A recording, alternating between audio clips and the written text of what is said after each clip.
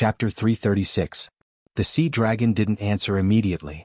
Instead, it looked down at the little sea dragon trapped in the heaven and earth fan's illusory formation. Let it go. Chinga raised her hand, and the heaven and earth fan returned to her hand. The illusory formation suddenly disappeared. The sea dragon roared at the little sea dragon. The little sea dragon looked up, nodded, dived down, and disappeared into the water. You can say it now. Human, please swear to keep your oath and stop killing the nearby sea clans. Only then will I tell you my secret. Chinga smiled. If you don't tell me your secret, how will I know if it's worth my oath? The sea dragon's eyes were filled with anger. Are you so confident in your strength? Chinga waved the heaven and earth fan in her hand and said lightly, It's been so many days but you haven't united. I think you sea clans usually kill each other, right? A group of enemies who hate each other. Even if I can't beat them, it's not a problem for me to escape.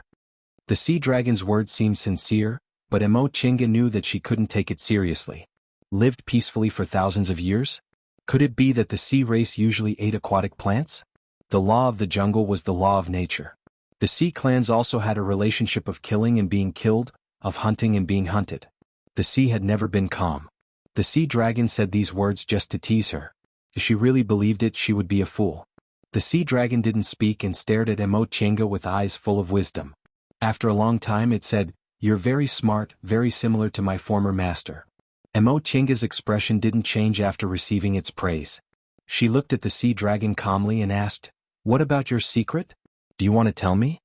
For some reason, the sea dragon felt that there was a hint of sarcasm in her calm eyes.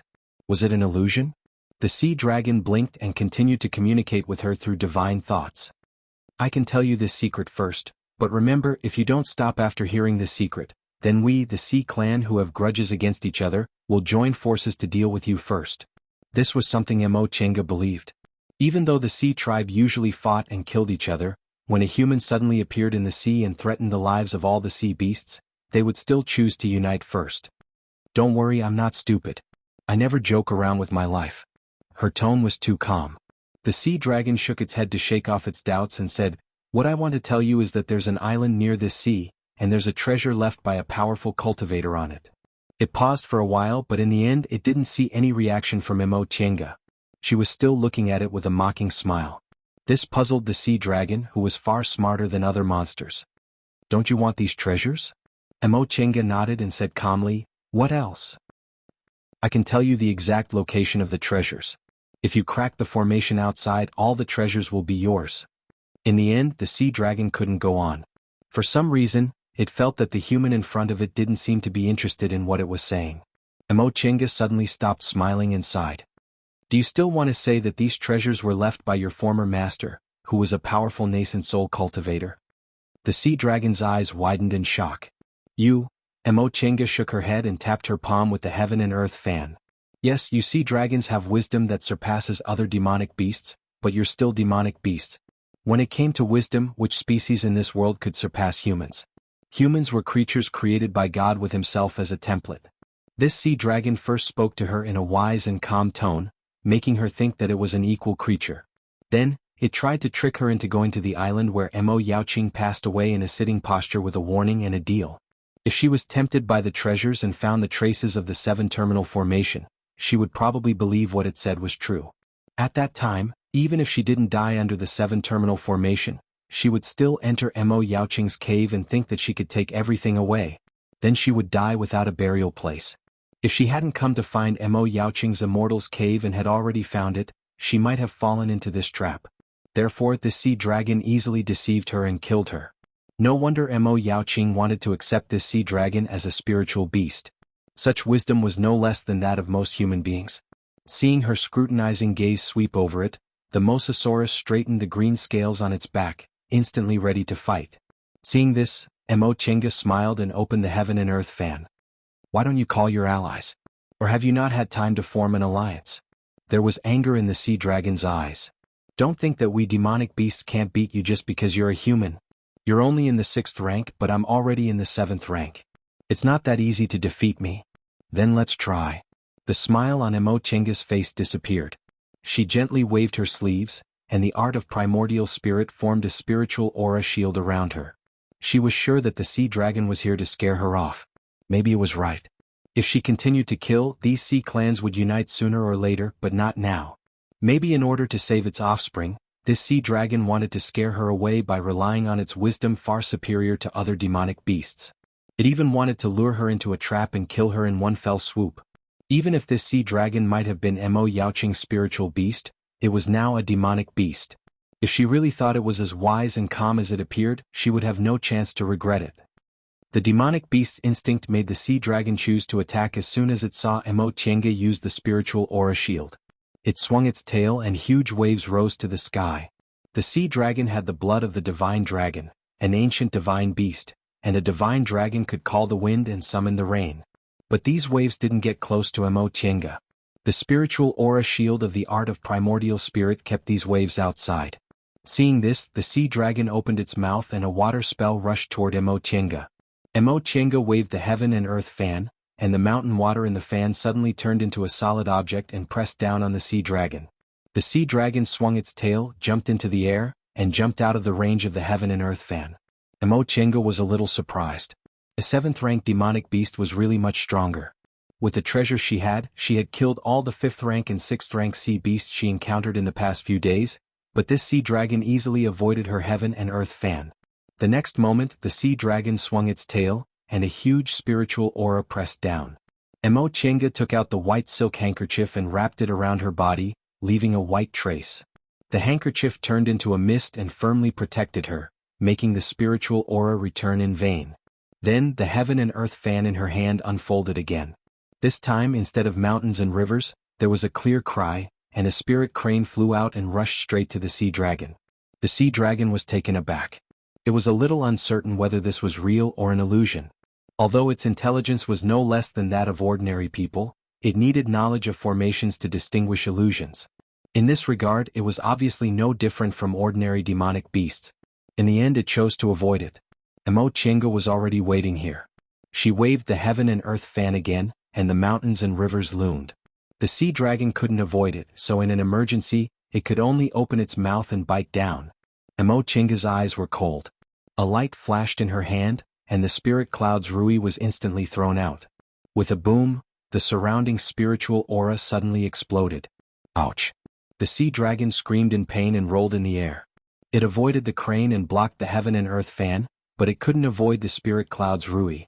Mo Tiange waved her sleeves, took back the spirit cloud's rui, and slowly closed the heaven and earth fan.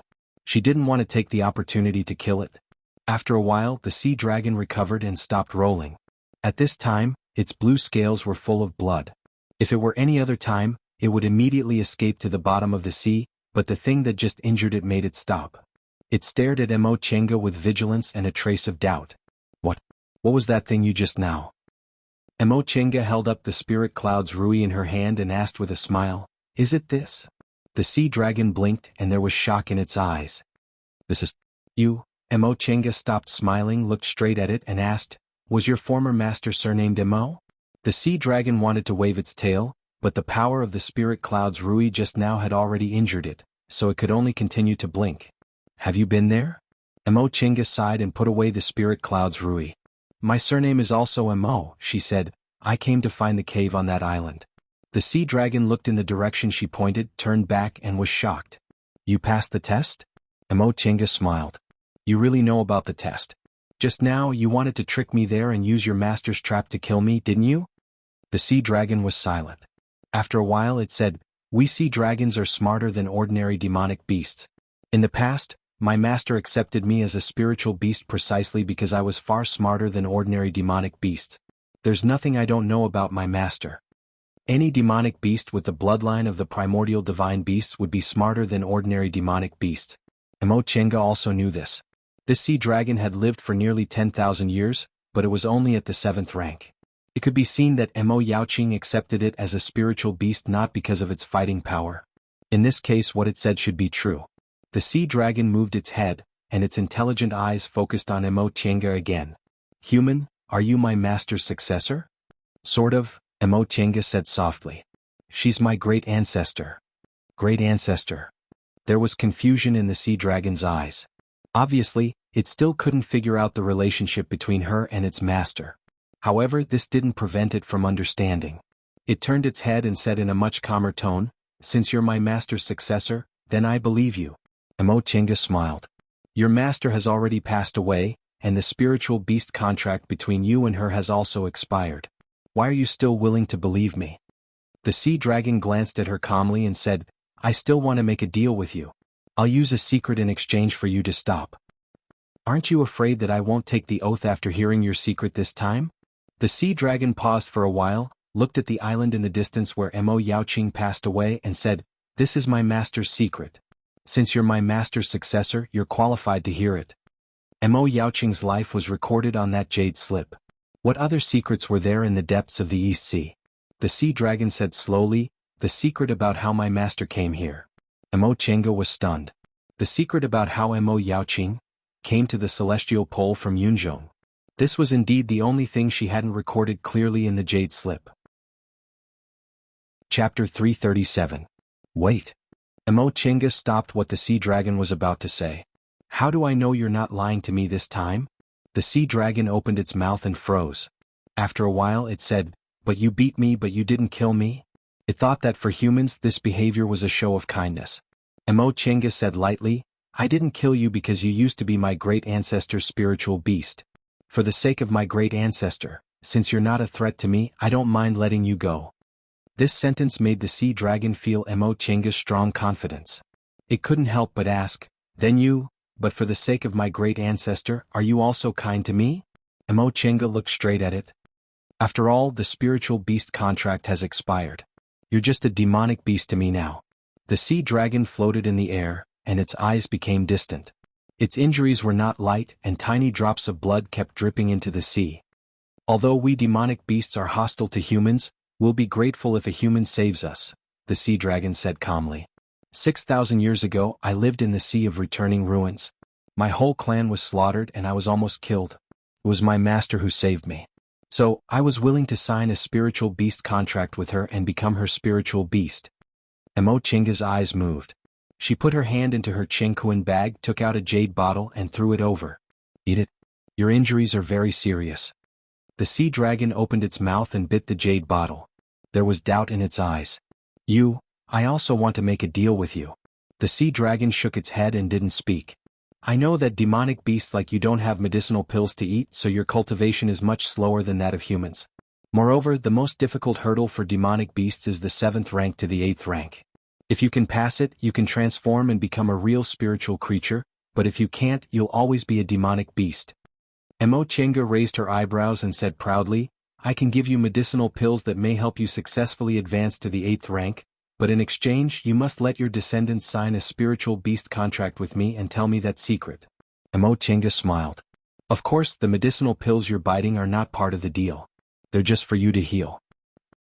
The sea dragon didn't communicate with her again. A trace of doubt flashed in its eyes, but soon, it bit the jade bottle and swallowed all the medicinal pills inside. Subsequently, a faint layer of spiritual energy appeared around its body, wrapping around its wounds. Then the wounds lit up with a white light, and in the white light the wounds healed at a speed visible to the naked eye. After a while the light dissipated.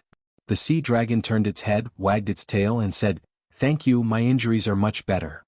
Mo Chenga smiled. "Can we talk about our deal?" The sea dragon hesitated for a moment and said, "Our sea dragon clan is very happy in this sea. I don't want my descendants to become the spiritual beasts of human cultivators again." In the face of this answer, Mo Chenga smiled. "Even if I give you medicinal pills that can help you advance to the 8th rank?" The sea dragon twisted its head and seemed to be struggling. After a while it said, "It's not easy for demonic beasts to advance to the 8th rank. I've been with Master for 1,000 years, but I've only advanced from the 5th rank to the 7th rank. No matter how many medicinal pills Master has given me, I've never advanced to the 8th rank. I don't think it's worth exchanging the freedom of my descendants." Hearing this, Mo Chenga nodded gently. "You care about your descendants very much." The sea dragon blinked and showed some kindness. "As long as you stop hunting the sea beasts in this area, I'll tell you this secret. It's still valid. Although we sea clans hunt and kill each other, your indiscriminate killing will destroy the balance between us. The sea dragon clan has a good life here and we don't want to give it up." "I see." Mo Chenga sighed. She looked at the sea dragon and said, "But how can I believe your secret is true?" The The sea dragon was stunned. It wagged its tail and seemed a little distressed. Well, you're willing to take the risk to stop me for your descendants, which shows that your clan cares about them very much, right? The sea dragon fell silent. After a while, its eyes flashed with determination. Human, even if you kill me, I won't give up the freedom of my descendants. Emochinga smiled and waved her hand. Don't be in a hurry to refuse. Let me ask you, you're only a 7th-rank demonic beast, but you can live for nearly 10,000 years. So, the lifespan of sea dragons can reach 10,000 years? The sea dragon hesitated for a moment and nodded. Yes, at least 10,000 years. Then for you the lifespan of human cultivators is very short, right? After a moment of silence, the sea dragon agreed again. Yes. When I followed Master, I had lived for thousands of years. At that time, Master was still very young, but after Master passed away, I lived for thousands of years. So, let your descendants follow me. Even if I'm as strong as your Master in the future, the price is only 1,000 years of freedom, right? The sea dragon didn't object to this conclusion. Yes. Emochinga smiled. What if I can let it rush to the 8th rank? Is it worth more than 1,000 years of freedom? Upon hearing this, the sea dragon froze. Doubt, calculation, and hesitation flashed in its eyes. Emochinga knew it needed to think, so she didn't urge it.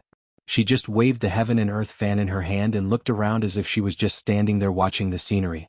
Advancing to the 8th rank was almost an irresistible temptation for demonic beasts. Although this sea dragon refused once, it would be difficult to refuse again. After a long time, the voice sounded in its mind again. You're only in the 6th rank. Can you really do it? This is something even my master couldn't do. Emochinga smiled. Wait here for a moment and you'll know whether it's possible or not. After that, she touched the spot between her eyebrows and cast a spell. Under the sea dragon's shocked gaze, she entered the virtual sky world. In order to heal Lord Dawish Jingha, she had used up the flowerless golden fruit, but she still had other spiritual medicines that could help advance. After wandering around the medicinal field, Emochinga grabbed 100 fruits and came out of the virtual sky world. Seeing her suddenly appear in front of it, the sea dragon was shocked. It shook its head, somewhat confused. Did humans invent some magic arts again? But then its eyes were attracted by the 100 fruits in Emochinga's hand. Although it had lived in the sea for a long time, it didn't prevent it from seeing that this was a 10,000-year-old spiritual fruit. The 10,000-year-old spiritual fruit contained a huge amount of spiritual aura.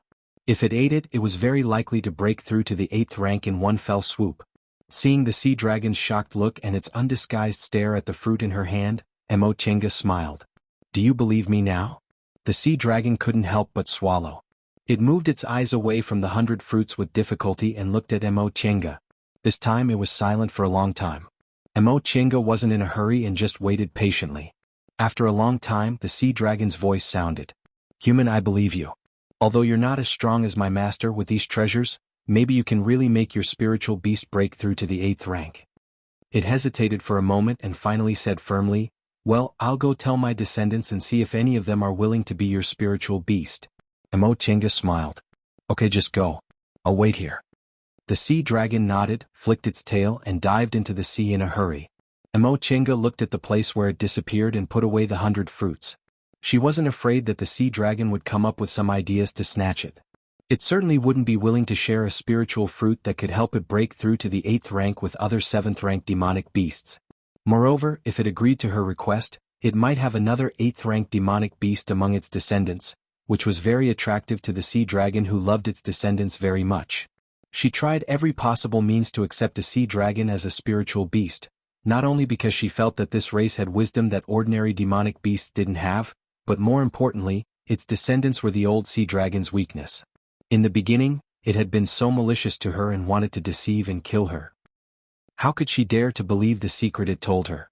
Only if she accepted its descendants as spiritual beasts would she dare to believe its words. Before long, spiritual aura fluctuations came from the sea again.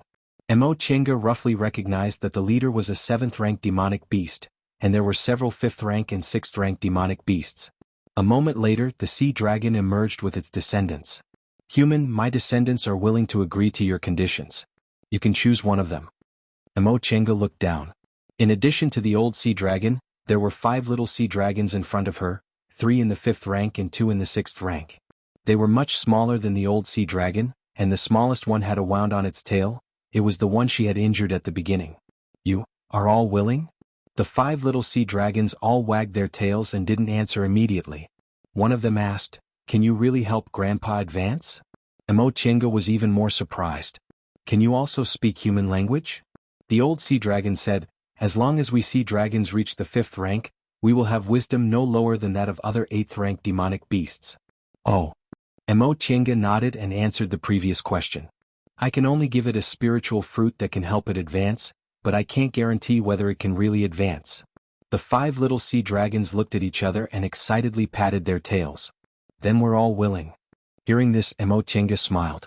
It seemed that not only did the old sea dragon love its descendants, but its descendants also respected their ancestor very much, which made her feel relieved. She turned to the old sea dragon and asked, "Are your descendants thousands of years old?"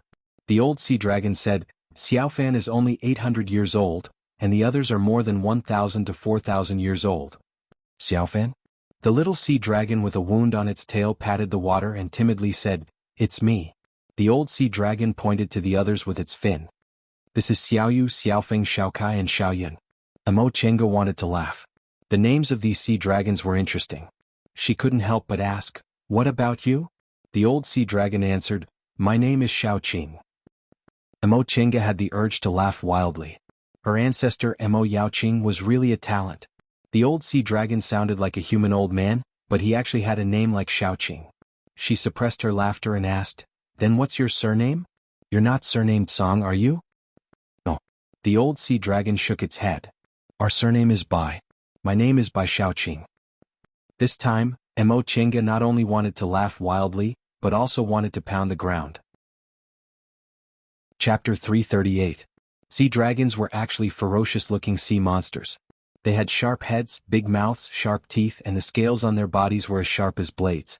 However, this group of sea dragons actually had the surname Bai, and they even had such a cute name. Emochenga turned her head and held back her laughter for a long time. Then she turned back and said to the old sea dragon, "Help me decide. As long as it's your offspring, I'll take it." The old sea dragon hesitated, then reluctantly looked at the 5 little sea dragons and said to her, "Human, you choose. They're all the same to me. It's hard for me to choose." Upon seeing its expression, Emochenga no longer forced it. She nodded and said, "I'll take this one." The one she picked was the youngest sea dragon, by Xiaofan. Seeing that it had been hit, the other 4 sea dragons surrounded it and roared at the same time. They spoke in the language of sea dragons, which Emochenga didn't understand. But from their looks, she could guess that they were very close to each other and were reluctant to part. Seeing this, Emochenga couldn't help but smile. Ever since she entered the cultivation world, she rarely saw such a scene of brotherly affection. Even though they were demonic beasts, they still made her feel warm. The 5 little sea dragons roared for a while, then the old sea dragon roared and they immediately quieted down. The old sea dragon looked at the little sea dragon called Xiaofan and asked it to swim closer. Then it turned to Emochenga and said, "Okay human, you can sign a spiritual beast contract with my child." Emochenga looked at the little sea dragon in front of her. Its tail was still injured and it looked at her timidly. She knew that the little sea dragon almost died under her flying sword, so it must be afraid of her. But it didn't matter. As long as they signed a spiritual beast contract, the little sea dragon would trust her. Emochenga closed her eyes and gathered her divine sense. The reason why he chose this little sea dragon was that it was the weakest among all the sea dragons, and its divine sense was also weak, so it would be easier to establish a spirit beast contract. Secondly, it was only 800 years old, but it already had a cultivation of the 5th rank, which showed that it was extremely talented among demonic beasts. Her divine sense came into contact with Bai Xiaofan. Under strong pressure, Bai Xiaofan obediently signed a subordinate contract with Emochenga. From this moment on, Emochenga was its master. They weren't allowed to hurt each other until their spiritual beast contract was dissolved or until one of them died. Seeing that Emochenga opened her eyes and the fear in Xiaofan's eyes faded, old sea dragon Bai Xiaoqing was surprised. So fast. The fact that they finished signing the spiritual beast contract so quickly could only mean that Emochenga's divine sense was much stronger than Xiaofan's. Xiaofan was a demonic beast equivalent to a human in the early stage of the core formation realm. Although its divine sense wasn't as good as a human's, it wasn't much weaker. Emochenga, on the other hand, was only in the middle stage of the core formation realm. Emochenga smiled and waved at Xiaofan. Xiaofan was still timid, but it was no longer afraid of her. It obediently approached her and said, "Master, we've signed a contract. Can you give the spiritual fruit to my grandfather?" "Of course." Emo Chenga took out a healing medicinal pill and threw it into its mouth. "Wait here for a moment." After that, she touched the space between her eyebrows again. After several breaths, she entered the virtual sky world and took out 200 fruits. "Here, this is for you." Emo Chenga handed them to Old Sea Dragon together with the original one. Seeing the 300 fruits, Old Sea Dragon and the 4 little sea dragons' eyes lit up. Old Sea Dragon carefully took them with his fin. With a flash of white light, the 100 fruits disappeared, hidden somewhere. Demonic beasts didn't have things like chinko bags, but they had their own storage space, which was much more convenient than humans. "I've given you what I promised. Can you tell me the secret now?" Maybe because of the 100 fruits or because Xiaofan had become her spiritual beast, Old Sea Dragon's voice became a little respectful. "I've told Xiaofan about this in detail. We'll tell you." Emo Chenga nodded. "Okay." Xiaofan was now her spiritual beast, so she wasn't worried that this Old Sea Dragon would go back on its word. "Then our deal is complete." Old Sea Dragon didn't answer. He looked at Xiaofan next to her and sighed. Then the 4 little sea dragons roared again. Xiaofan also roared in response. The 5 little sea dragons gathered together, rubbing their heads against each other and slapping each other with their fins, as if to express their reluctance to part. Emo Chenga smiled and watched them reluctantly say goodbye to each other, but she didn't urge them. After a long time, Old Sea Dragon roared again, interrupting their reluctance to part. Under Old Sea Dragon's scolding, the 4 little sea dragons finally separated from Xiaofan, but they lined up and slapped their tails against the water, as if they were performing some kind of ceremony. Xiaofan looked at them and followed the rhythm, wagging its tail to echo them. After a long time they stopped. Old Sea Dragon turned his head and said to Emo Chenga, "Okay human, you can take Xiaofan away." Emo Chenga nodded gently and saluted them to show respect. "Before I pass away, I'll bring Xiaofan back here to reunite with you. If I'm lucky enough to advance to the deification realm, then as long as Xiaofan asks, I'll also terminate the spiritual beast contract and give it back its freedom. I'll take my leave now." Old Sea Dragon floated on the sea with the 4 little sea dragons.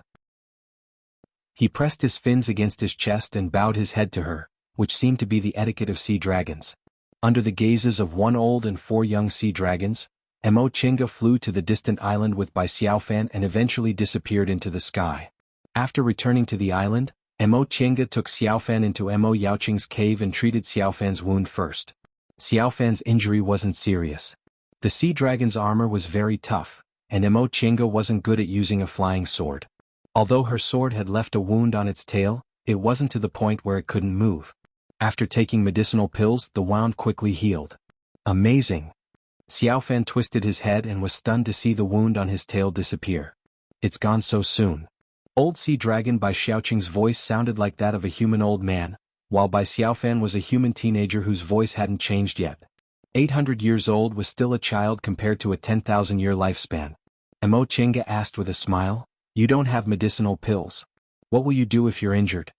Xiaofan said, "We also have healing herbs at the bottom of the sea, but the effect isn't very good. There are also healing spells.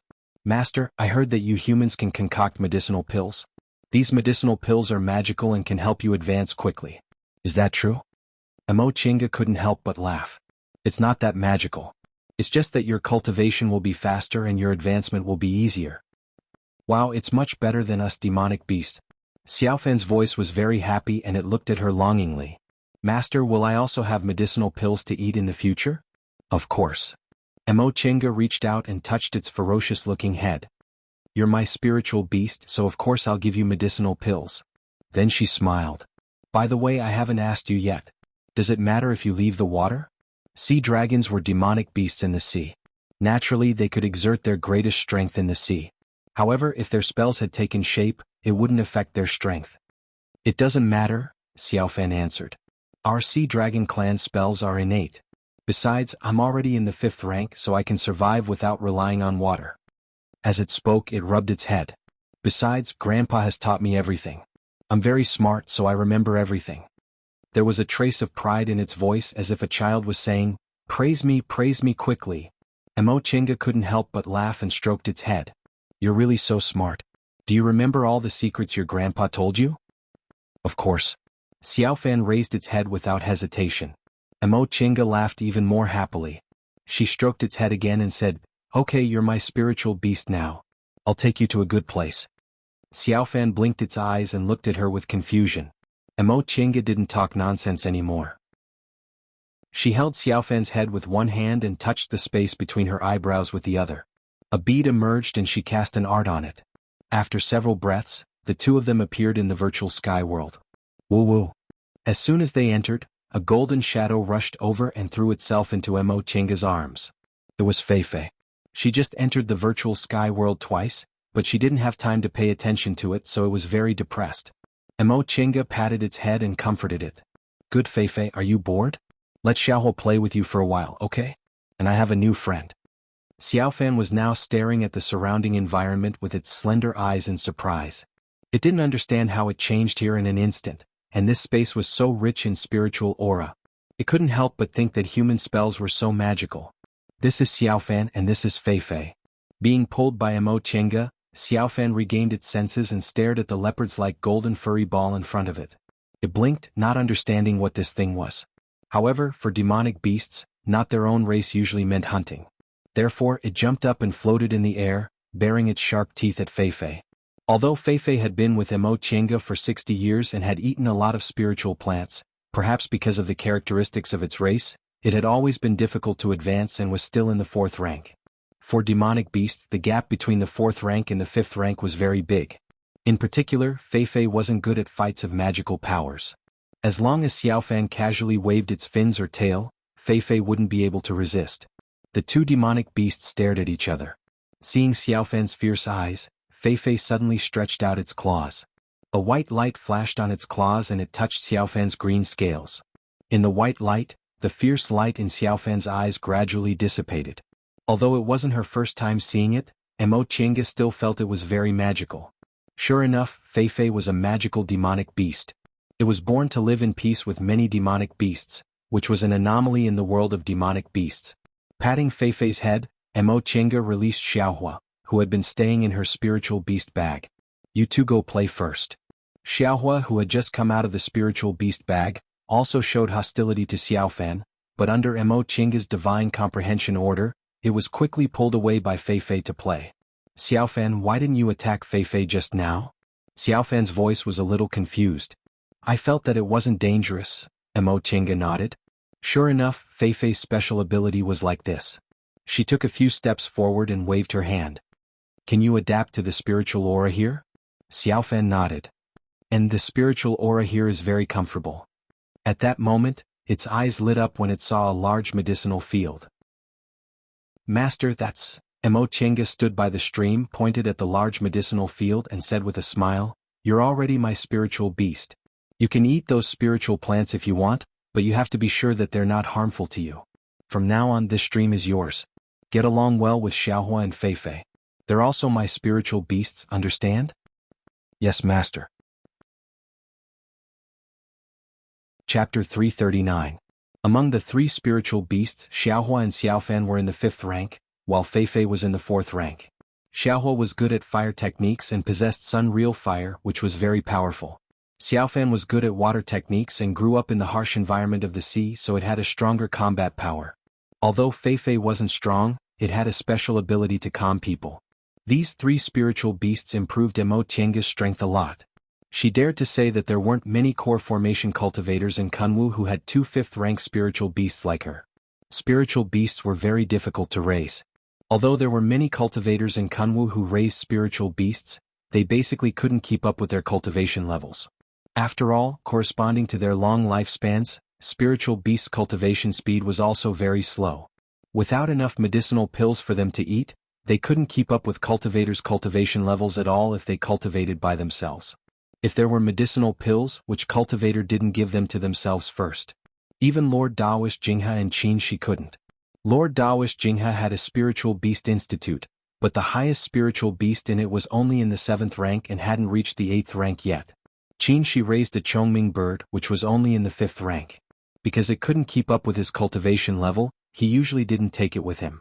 As far as Emo Chinga knew, only Spiritual Beast Sect, one of the 7 great cultivation groups in the Celestial Pole, had spiritual beasts that weren't inferior to cultivators. However, their cultivation technique was special, so they had to start raising spiritual beasts with spiritual beast eggs. Spiritual beast eggs were rare treasures and each person only had one. Therefore, under normal circumstances, there would only be one spiritual beast that truly recognized its master. But Mo Chenga, who had just broken through to the middle stage of the core formation realm, already had 2 5th-rank spiritual beasts. In other words, her fighting strength was equivalent to that of 2 people. Mo Chenga pondered in her heart for a moment before a smile appeared on her face. With these 2 5th-rank demonic beasts, even if she was alone now, she shouldn't be in too much danger. With that thought, she called Xiaofan with her divine comprehension. Xiaofan quickly flew into the bamboo house, still dripping water. It was very happy in the creek outside the house. Although it had no companions, the spiritual aura in the creek was very rich, so it cultivated very quickly. Moreover, there were countless spiritual herbs waiting for it to eat. "Master, you called me?" Seeing Xiaofan's sharp teeth and hearing its crisp voice, Mo Chenga couldn't help but smile. "Are your injuries healed?" "Yes." Yifan wiped her dripping body with her fins. Instead of landing, she floated in the air. He was a sea beast. Landing on the ground was far less comfortable than floating in the air. "Then tell me the secret that your grandfather told you." "All right." Lil Fan also had a spirit beast contract, so he was much more obedient than Xiaohua and Feifei. Usually he was either cultivating in the stream or drooling while looking at those spirit grasses. Occasionally he would communicate with Xiaohua and Feifei. Aside from that, no matter what Mo Chenga said, she always complied without any objections, unlike Feifei and Xiaohua, who occasionally came to disturb her. Grandpa said that in about a month's flight to the south of this small island, there will be a large island. There's a volcano on that big island, and the inside of the volcano is empty. You can reach a very, very deep place along the volcano. Then you can go underground and walk to the end and you can get out from a hot spring. That's Yunzhong's South Pole Island. Your grandfather didn't tell you the exact location? Mo Chenga frowned. The sea was so big and flying in a certain direction was bound to have some deviations. It wouldn't be easy to find this large island. She regretted asking the old sea dragon to lead the way. "Master, don't worry." Sensing her mood, Yifan proudly raised his head. "We sea beasts have our own way of finding the way in the sea. Grandpa told me so I can take you there." "Oh." Hearing Yifan's words, Mo Chenga relaxed her brows. "That's good." After a pause she asked, "Is that road safe? Are there demonic beasts or dangers?" "Grandpa said that this road was accidentally discovered by my master. It's very dark inside but there's no danger." Mo Chenga nodded and patted Yifan's head. "Go back and continue your cultivation. I'll call you when I need you." "Yes." Yifan answered obediently, wagged his tail and flew back to the stream. Mo Chenga sat cross-legged on the rush cushion, lost in thought. If she was asked if she wanted to go to Yunzhong, the answer would be yes. Through Mo Yaoqing's records, she knew that Yunzhong was such a prosperous cultivation world, so how could she not yearn for it? Her talent was already high enough. Spirit stones, offerings from the elders of Xianqing School and Bishuan Court, plus the harvest from the trip to Demonic Mountain, she had an amazing amount of spirit stones. Medicinal pills at least before she reached the nascent soul realm, and it wasn't like she didn't have medicinal pills after that. Apart from that, what else did she not have? That was experience, a wealth of experience and a broad horizon. She wanted to see what other continents were like. She wanted to know if Confucian and Buddhist cultivators were the same as Tao cultivators like them. She also wanted to know everything Mo Yaoqing had faced. She couldn't suppress this desire because she knew that this was what she lacked the most on her path of cultivation. However, leaving the celestial pole to go to Yunzhong wasn't a simple matter, even if she knew the exact safe route. First, it was too far, and second, it would take too long. Both were prone to accidents. She even considered going to Yunzhong after returning to Xianqing School and waiting for Qinshi to come out of his closed-door meditation. However, this would take at least 10 or 20 years. 10 or 20 years wasn't a long time for nascent soul cultivators and even core formation cultivators, but if she wanted to catch up with Qinshi, she had to make good use of her time. She had just advanced, so she needed to travel to strengthen her mental state before she could continue her closed-door meditation. It was definitely unwise to enter closed-door meditation now. After thinking for a while, Mo Chenga finally decided that she would go to Yunzhong now, alone. Of course, before that she still had to arrange a lot of things. After all, going to such a far place like Yunzhong would take about a year on the road, and it might take more than 10 years to finish the trip. During this time, Qin Shi and Lord Daoist Jinghe would both be in closed-door meditation, so to avoid accidents, she had to leave some spiritual plants for them. After making her decision, Mo Chinga quickly put it into action. First, she planned to return to Linhai. Although it took several months to find this place, it only took 1 month to return. Because those months were spent searching, she often went the wrong way, but this time she had the exact route. After returning to Linhai, Mo Chinga rested for a while, then went back to Kunwu through Bichuan Court's transporting formation. She then traveled day and night back to Shanqing School. When she finally returned to Shanqing School, the first thing she did was to see Qin Shi. Although he was in closed-door meditation, Qin Shi only wanted to stabilize his realm this time, so he didn't need to pay too much attention to it. Mo Chinga only touched the restrictions outside, so he stopped cultivating and opened the door of the closed-door meditation room. "Why did it take you so long to come back?" Qin Shi smiled when he saw her. Mo Chinga walked towards him and the two of them naturally hugged. "It feels like a long time," she said with a sigh, "although it hasn't even been a year." Qin Shi also felt this way, so he didn't say anything and just hugged her even tighter. After a while, the two of them had enough hugging and separated slightly. Qin Shi asked with a smile, "You advanced to the middle stage. It seems your trip was very fruitful. Where did you go?" Mo Chinga leaned against him, laid down, and leaned her head on his lap. She then tilted her head to look at him. "Guess." "That I can't guess." Qin Shi fiddled with her hair, his gaze gentle. "But seeing you so happy, it must be a good thing, right?" "Of course." Mo Chinga smiled proudly and no longer hid anything. She told him in detail about her experiences in the past year. Qin Shi listened very carefully. When Mo Chinga said there was a passage between the celestial pole and Yunzhong, his pupils shrank and he said keenly, "Yunzhong? You want to go to Yunzhong?"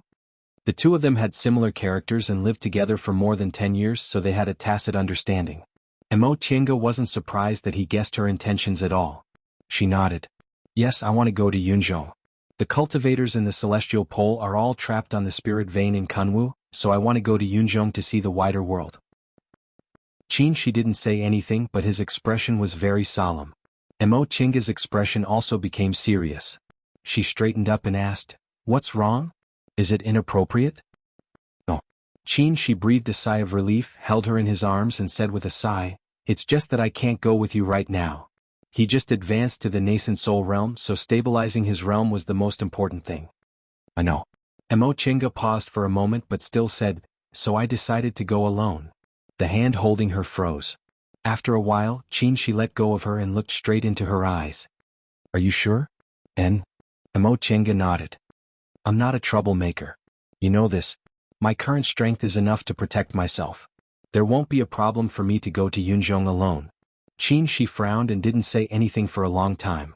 This matter was too important. Although he had slowly accepted Mo Chinga's idea and was willing to let her travel alone, going to Yunzhong was still too dangerous. Mo Chinga also didn't say anything. It wasn't that she didn't know what Qin Shi was thinking, but she had to take Qin Shi's opinion into consideration for such an important matter. "Is there a way to compromise?" After a long time, Qin Shi said, "I won't stop you if you want to go to Yunzhong, but I won't feel at ease letting you go alone like this. It's too far, and if something happens I won't be able to save you in time." Mo Chinga thought for a while and said hesitantly, "How about I draw a map for you and you come out of closed-door meditation to find me?" Qin Shi didn't say anything. Mo Chinga scratched her head, feeling a bit distressed. "You can't come out of closed-door meditation now and I can't wait. Do you still not trust me to protect myself?" Qin Shi's gaze softened. He looked at her and said gently, "It's not that I don't trust you, but I'm too worried. I know you can protect yourself, but in any case I'll be worried if you're not by my side." This time, Mo Chinga didn't say anything. She was very touched. After a while she said, "How about I ask Master?" Qin Shi thought about it and nodded. "That's fine. Master should give us good advice." Chapter 340. A year passed, but Lord Taoist Jinghe never left his immortal's cave. According to the maids, Grandmaster didn't even make a sound this whole year. The closed-door meditation room had always been quiet. When Qin Shi and Mo Chinga heard this, they glanced at each other in astonishment. It wasn't that he was surprised that his master's injuries were so serious, but that he actually held himself back for so long without speaking. It was really not easy. The two of them went to the closed-door meditation room together. After Qin Shi made a set of hand seals, Lord Taoist Jinghe's voice rang out. Chinga, what's the matter?" Before entering closed-door meditation this time, Lord Taoist Jinghe once said he wouldn't come out within 10 years. It had only been a year now. Qin Shi raised his voice and said, "Master, we have something we want to ask for your opinion on." There was no more sound coming from the room. After a while, the stone door slowly opened. After the two of them entered, the stone door closed. When Emo Chenga saw Lord Taoist Jinghe sitting cross-legged, regulating his breath and healing his injuries, his complexion looked a lot better. At the very least, he no longer looked old. She felt a little more at ease. From the looks of it, her master's injuries were much better. "Master, how are your injuries?" Lord Taoist Jinghe opened his eyes. When he saw them, he smiled and said, "Fortunately, you guys brought back those spiritual panaceas. Master's injuries are much better now. Moreover, maybe it'll be a blessing in disguise." Emo Chenga and Qin Shi were bewildered. They glanced at each other and simultaneously thought of a possibility. They were both pleasantly surprised. "Master, you have a chance to make a realm breakthrough?" Lord Taoist Jinghe nodded. Although his appearance hadn't recovered yet, his expression was beaming with joy like before. "Not bad. In this 1 year of closed-door meditation to heal my injuries, I've already comprehended something. The late stage of the nascent soul realm isn't like before, where there was an insurmountable gap." This was a pleasant surprise. Both Qin Shi and Emo Chenga were overjoyed. They said in unison, "Congratulations, Master." Lord Taoist Jinghe waved his hand and restrained himself a little. "It's just a possibility. It'll take at least 20 to 30 years to heal my injuries, let alone make a realm breakthrough." Right after he finished speaking, he asked them, "Since you came here, what do you want to ask?" "Yes. Master, according to your suggestion, I entered closed-door meditation a year ago, while Chenga went out for a walk. Soon after, the two of them roughly recounted Emo Chenga's experiences in the past year. After Lord Taoist Jinghe listened, he first probed Emo Chenga's cultivation level, then praised her. "Not bad. Although you've just advanced to the middle stage, your spiritual aura is very stable. The two of you dual cultivating is indeed a match made in heaven." Speaking of dual cultivation, Emo Chenga was still a bit embarrassed, so she immediately changed the subject. "Master, give me some advice. What should we do now?" "What should we do?" Lord Taoist Jinghe was flabbergasted. "What should we do is naturally up to you. Why are you asking me?" "Master." Emo Chenga's eyes widened. "We came to ask for your opinion." Lord Taoist Jinghe spread his hands and said, "My opinion is that you guys should do as you see fit." Emo Chenga and Qin Shi were both speechless. After thinking for a while, Qin Shi said, "Master, I think it's too dangerous to let Chenga go to Yunzhong alone. What do you think?" "Danger?" Lord Taoist Jinghe's gaze lingered on Emo Chenga for a while before he finally looked at Qin Shi. "When you were in the middle stage of the core formation realm, did Master ever stop you from doing what you wanted to do?" Qin Shi blushed and answered, "No. In fact, after he formed his gold core, he rarely stayed in the sect except for closed-door meditation. He often went out for several years at a time, but he felt it was different, so he emphasized, 'But she's going to Yunzhong?'" Lord Taoist Jinghe curled his lips. "So what if it's Yunzhong? Is it different from the celestial pole? Are there high-level cultivators all over the streets? Or are core formation cultivators especially good at fighting?" Qin Shi was completely speechless. Emo Chenga asked happily, "Master, you don't object?" Right after she finished talking about Qin Shi, Lord Taoist Jinghe turned around and glared at her. "You want to go to such a distant place? Have you prepared everything? Have you arranged everything? What about the plan?" Emo Chenga was embarrassed by the three questions. She said, "Aren't I asking for your opinion? If I'm sure I'll go, of course I'll arrange everything." "Umph." Lord Taoist Jinghe said rudely, "That's what you say, but the two of you are the same. You've already made a decision, so why are you asking? Don't you just want me to help you persuade someone?" Emo Chenga was also completely speechless. "You came to disturb my closed-door meditation for this kind of thing? Are you bored? Both of you get out. Just tell me if you want to go or not. How old are you?" In Lord Taoist Jinghe's complaints, the two of them were kicked out of the closed-door meditation room. After they left the closed-door meditation room, the stone door behind them shut them out. Qin Shi and Emo Chenga looked at each other and saw helplessness in each other's eyes. They had no choice but to go back first. They returned to their cave in silence, each with their own thoughts. As soon as they opened the stone door, Yi Jinji's cheerful voice came immediately. "Anti-Master, you're back." Emo Chenga forced a smile, but when she looked up, she was stunned. A foundation-building female disciple was standing next to Yijinji. She was dressed in Xianqing School's robe, looking plain and gentle. Although she wasn't stunningly beautiful, she could still make people's eyes light up. When the woman saw them, she bowed and said, "Grandmaster Shoujing, Martial Uncle Qingwei." Mo Qingge recognized the voice as soon as she heard it. It was Shui Linbua. Judging from her appearance, her injuries had healed? "No need to be so polite," Qingshi replied faintly. Then he looked at Yijinji. "Are you going to move back?" Yijinji looked at them and scratched his head a little embarrassedly. "Master. Wasn't this a joke that he had been living with Linbua in Mingxing residence?" Mo Qingge knew he was thin-skinned, so she glared at Qingshi and said with a smile, "Linbua's injuries have healed?" Upon hearing that, Shui Linbua stepped forward and saluted again. "Thank you for your kindness, Martial Uncle Qingwei. Thanks to you, disciples' injuries have healed a lot." Mo Qingge nodded with a smile. Shui Linbua's behavior was well-mannered, and she looked much more mature than Yijinji. "Auntie," Yijinji said with a smile, "you've been out for a long time. I haven't congratulated you on your realm breakthrough." Mo Qingge smiled. "You've made progress in your cultivation recently, but you still have to work hard. You've been in the middle stage of the foundation-building realm for so long, so you should think of a way to advance to the late stage. And I know. I've been cultivating hard. Don't worry, Auntie." After encouraging them with a few more words, Mo Qingge said, "Jinji, your master and I have something to do. You can go ahead." "Oh, okay," Yijinji answered, watched the two of them go back to the cultivation room and close the stone door. Upon seeing them, Mo Qingge remembered to ask, "Has Shui Linbua's injuries healed?" "More or less." She didn't care much. "I heard from Jinji that martial nephew Han Rua of Seoul's Retreat Peak has excellent medical skills. I don't know what method he used to repair her dantian, but she's been feeling better these days and can come out and walk around." Han Rua was Kwangju's Taoist name, but Mo Qingge felt that Kwangju's real name was the most suitable for that senior martial brother. Speaking of this, Qingshi asked again, "What do you think about this Shui Linbua?" Mo Qingge was stunned and asked, "What do I think? Jinji likes her, so what do you want me to think? Don't you like her and want to take her as your disciple?" "Oh, about that." Mo Qingge remembered what she said. After thinking for a moment, she said, "Even if I want to take her as my disciple, it's not the right time to leave now. Besides, if I take her as my disciple, it'll be like reaching the sky in a single bound for her.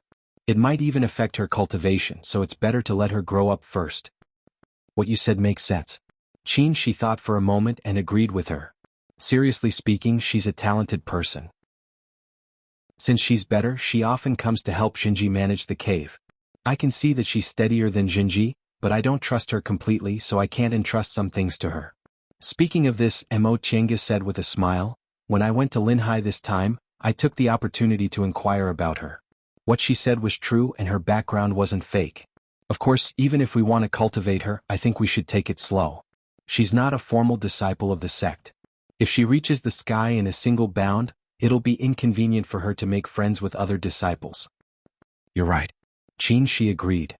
"In that case, when she recovers, we'll let her choose another cave and put her in the register like ordinary disciples. However, we can record her in the steward's hall and let her work here. If she's really reliable and worth cultivating, we'll naturally accept her as a disciple. That way, with her reminders from time to time, we won't have to worry about Jinji. Moreover, we can also concentrate on our cultivation if we have a disciple to do things for us in the future." Mo Qingge thought about it and felt his idea was good, so she had no objection. "And let's do that." In Xianqing School, after becoming a core formation cultivator, people rarely appeared in front of others, and all matters were handled by disciples. There were very few people like Mo Qingge and Qingshi. Yijinji was Qingshi's only disciple, so Mo Qingge didn't have time to accept him. Now the two of them should consider this matter. Otherwise, it would be very inconvenient to have no trusted disciples in the school. After they finished talking about this, the two of them were silent for a while. After a while, they opened their mouths at the same time. Seeing that Mo Qingge also wanted to say something, they shut their mouths. The two of them looked at each other for a while. Mo Qingge coughed and said, "About that matter, do you agree?" After going around in circles, they finally reached the point. Qingshi was silent for a while before he sighed. "I know. In fact, Master still spoke for you, but Master also scolded me," Mo Qingge muttered. "That's true, but..." Qingshi smiled bitterly. "All right, going to Yunzhong isn't a big deal. You're already a core formation cultivator, so you can deal with many things by yourself. He recalled that after he formed his gold core, he dared to go to any dangerous place. It was also those experiences that made him grow up quickly. Thinking about it this way, it was good for Mo Chenga to travel more. He didn't have any objection, but Mo Chenga actually felt embarrassed. She thought for a while, then said, "How about this? I'll leave the specific route to you. If I don't come back and you're worried, you can come to me, N. Qin." She answered softly, then said, "Don't forget Wanderer Ziwei's request. These days the Steward's Hall has been helping you find clues. When there are clues, I'll accompany you to finish this matter. I'll remember." Chapter 341. Since she was determined to go to Yunzhong, Mo Chenga was busy these days. First of all, she had to refine the magic weapons she got from Mo Yaoqing's cave one by one so that she could fight with ease. Second, she had to leave enough medicinal pills for Qin Shi and Lord Daoist Jinghe for emergencies. Finally, she had to learn about Yunzhong as much as possible. Qin Shi paused his closed-door meditation to look for records about Yunzhong. To his surprise, Lord Daoist Jinyang actually knew something about Yunzhong. "You want to go to Yunzhong?" Lord Daoist Jinyang was quite surprised to hear him ask about Yunzhong. "Well?" Qin Shi paused and said frankly, "Tienga wants to go to Yunzhong." Lord Daoist Jinyang was puzzled. It's not easy to go to Yunzhong. The South Sea is very dangerous. Even nascent soul cultivators can't cross the South Sea easily, let alone a core formation cultivator. Your master also knows about this, so why didn't he stop her? Qin Shi said with a smile, "Tienga found a way to get there safely from the East Sea." "Is that so?" Lord Daoist Jinyang was even more surprised. After thinking about it, he was very happy. This is good. Yunzhong is a holy land for cultivation. If she can travel there, she'll definitely gain something. By the way, if she's sure this way is safe, we can let all the core formation cultivators in the school go there to gain experience and communicate with the cultivators in Yunzhong. Also, it's said that Yunzhong is very rich in cultivation resources. If Qingwei goes there, she can exchange some rare treasures and kunwu with them. And this is a good way to make money. In the end, Lord Daoist Jinyang began to calculate how much profit this way could bring. If they could bring some of Kunwu's specialties to Yunzhong and exchange them for rare treasures in Kunwu, Shenqing School could gain a lot from it. With resources, he would be able to cultivate another batch of disciples. Qin Shi was helpless to see him like this. Although this senior martial brother Jinyang was a late-stage nascent soul cultivator, he was responsible for the school and was always very enthusiastic about these things. "Senior martial brother Jinyang, it seems you know about Yunzhong's situation?" His attention was drawn back. Lord Daoist Jinyang stroked his beard and said with a smile, "Although we don't have much contact with Yunzhong across the South Sea, occasionally Yunzhong cultivators accidentally come to the Celestial Pole. In the past, I met a cultivator from Yunzhong and heard some things about Yunzhong from him." "Oh? How long ago was that? What was the cultivation level of this cultivator? Is he from the South Sea?" "Oh, it's been 500 or 600 years. Lord Daoist Jinyang recalled. "At that time, I was only in the early stage of the nascent soul realm, and I met a cultivator in the same realm as me by chance. He was also in the early stage of the nascent soul realm, and his means were very powerful. We had a fight, but it ended in a draw, so we admired each other and became good friends. He did come here via the South Sea. According to him, the South Sea is very dangerous and there are many high-level sea beasts there. He was lucky and managed to escape every time. Even so, it took him 2 years to reach the Celestial Pole. An early-stage nascent soul cultivator can cross the South Sea?" Qin Shi was quite astonished. Wasn't it said that even late-stage nascent soul cultivators were likely to lament their inadequacy? Upon seeing Qin Shi's expression, Lord Daoist Jinyang chuckled and said, "Don't think he's ordinary. I can't say much about other things, but this person's escaping skills are top-notch. I dare say that even cultivators in the late nascent soul stage wouldn't be able to stop him. Even so, he had almost died in the South Sea despite his abilities. Therefore, if Qingwei really found a safe path, it'll be extremely beneficial to our entire sect." Qin Shi wasn't interested in this matter, so he just asked, "Senior Martial Brother Jinyang, can you tell me what's the situation in Yunzhong?" "About that?" Lord Daoist Jinyang recalled and said slowly, "The spirit veins in Yunzhong are very widely distributed, so there are a lot of cultivators. In addition to Dao cultivators, there are also Confucian cultivators, Buddhist cultivators, demon cultivators and devil cultivators. Among them, Taoism, Buddhism and Confucianism are called the righteous path, while demons and devils are called the evil path. Of course, the so-called righteous path and evil path are equivalent to our classification of righteous path and devil path. It's not that the righteous path is justice and the evil path is evil. Their righteous path and evil path are all mixed together and there are very few disputes. Qin Shi patiently listened to Lord Taoist Jinyang for a long time, but in the end, it was all things recorded on Mo Yaoqing's jade slip. Taking advantage of Lord Taoist Jinyang's recollection, Qin Shi hurriedly asked, "Senior Marshal Brother Jinyang, is there anything I need to pay attention to in Yunzhong? These things aren't important." "Oh, about that." Lord Taoist Jinyang thought for a moment then said, "It's nothing, but let Qingwei pay attention to one thing. The fighting methods of the cultivators in Yunzhong are different from those in the Celestial Pole, so before you get familiar with them, don't easily fight with others." "Oh." Qin Shi's interest was piqued. "What's the difference?" Lord Taoist Jinyang said, "It's a bit complicated.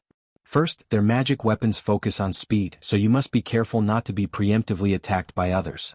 Second, they have many magic weapons that can interfere with the operation of other people's spiritual aura.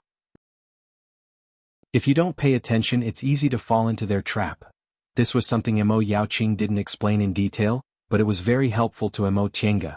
When Lord Taoist Jinyang finished, before leaving, Qin Shi asked again, "Senior Marshal Brother Jinyang, what happened to the cultivator in Yunzhong who came to the Celestial Pole?" Lord Taoist Jinyang was stunned, then he answered, "He stayed in the Celestial Pole for several years, but in the end he still wanted to return to Yunzhong. After he left, we haven't heard any news about him. Maybe he died in the South Sea or maybe he safely returned to Yunzhong." Qin Shi was silent, then he sighed and stood up.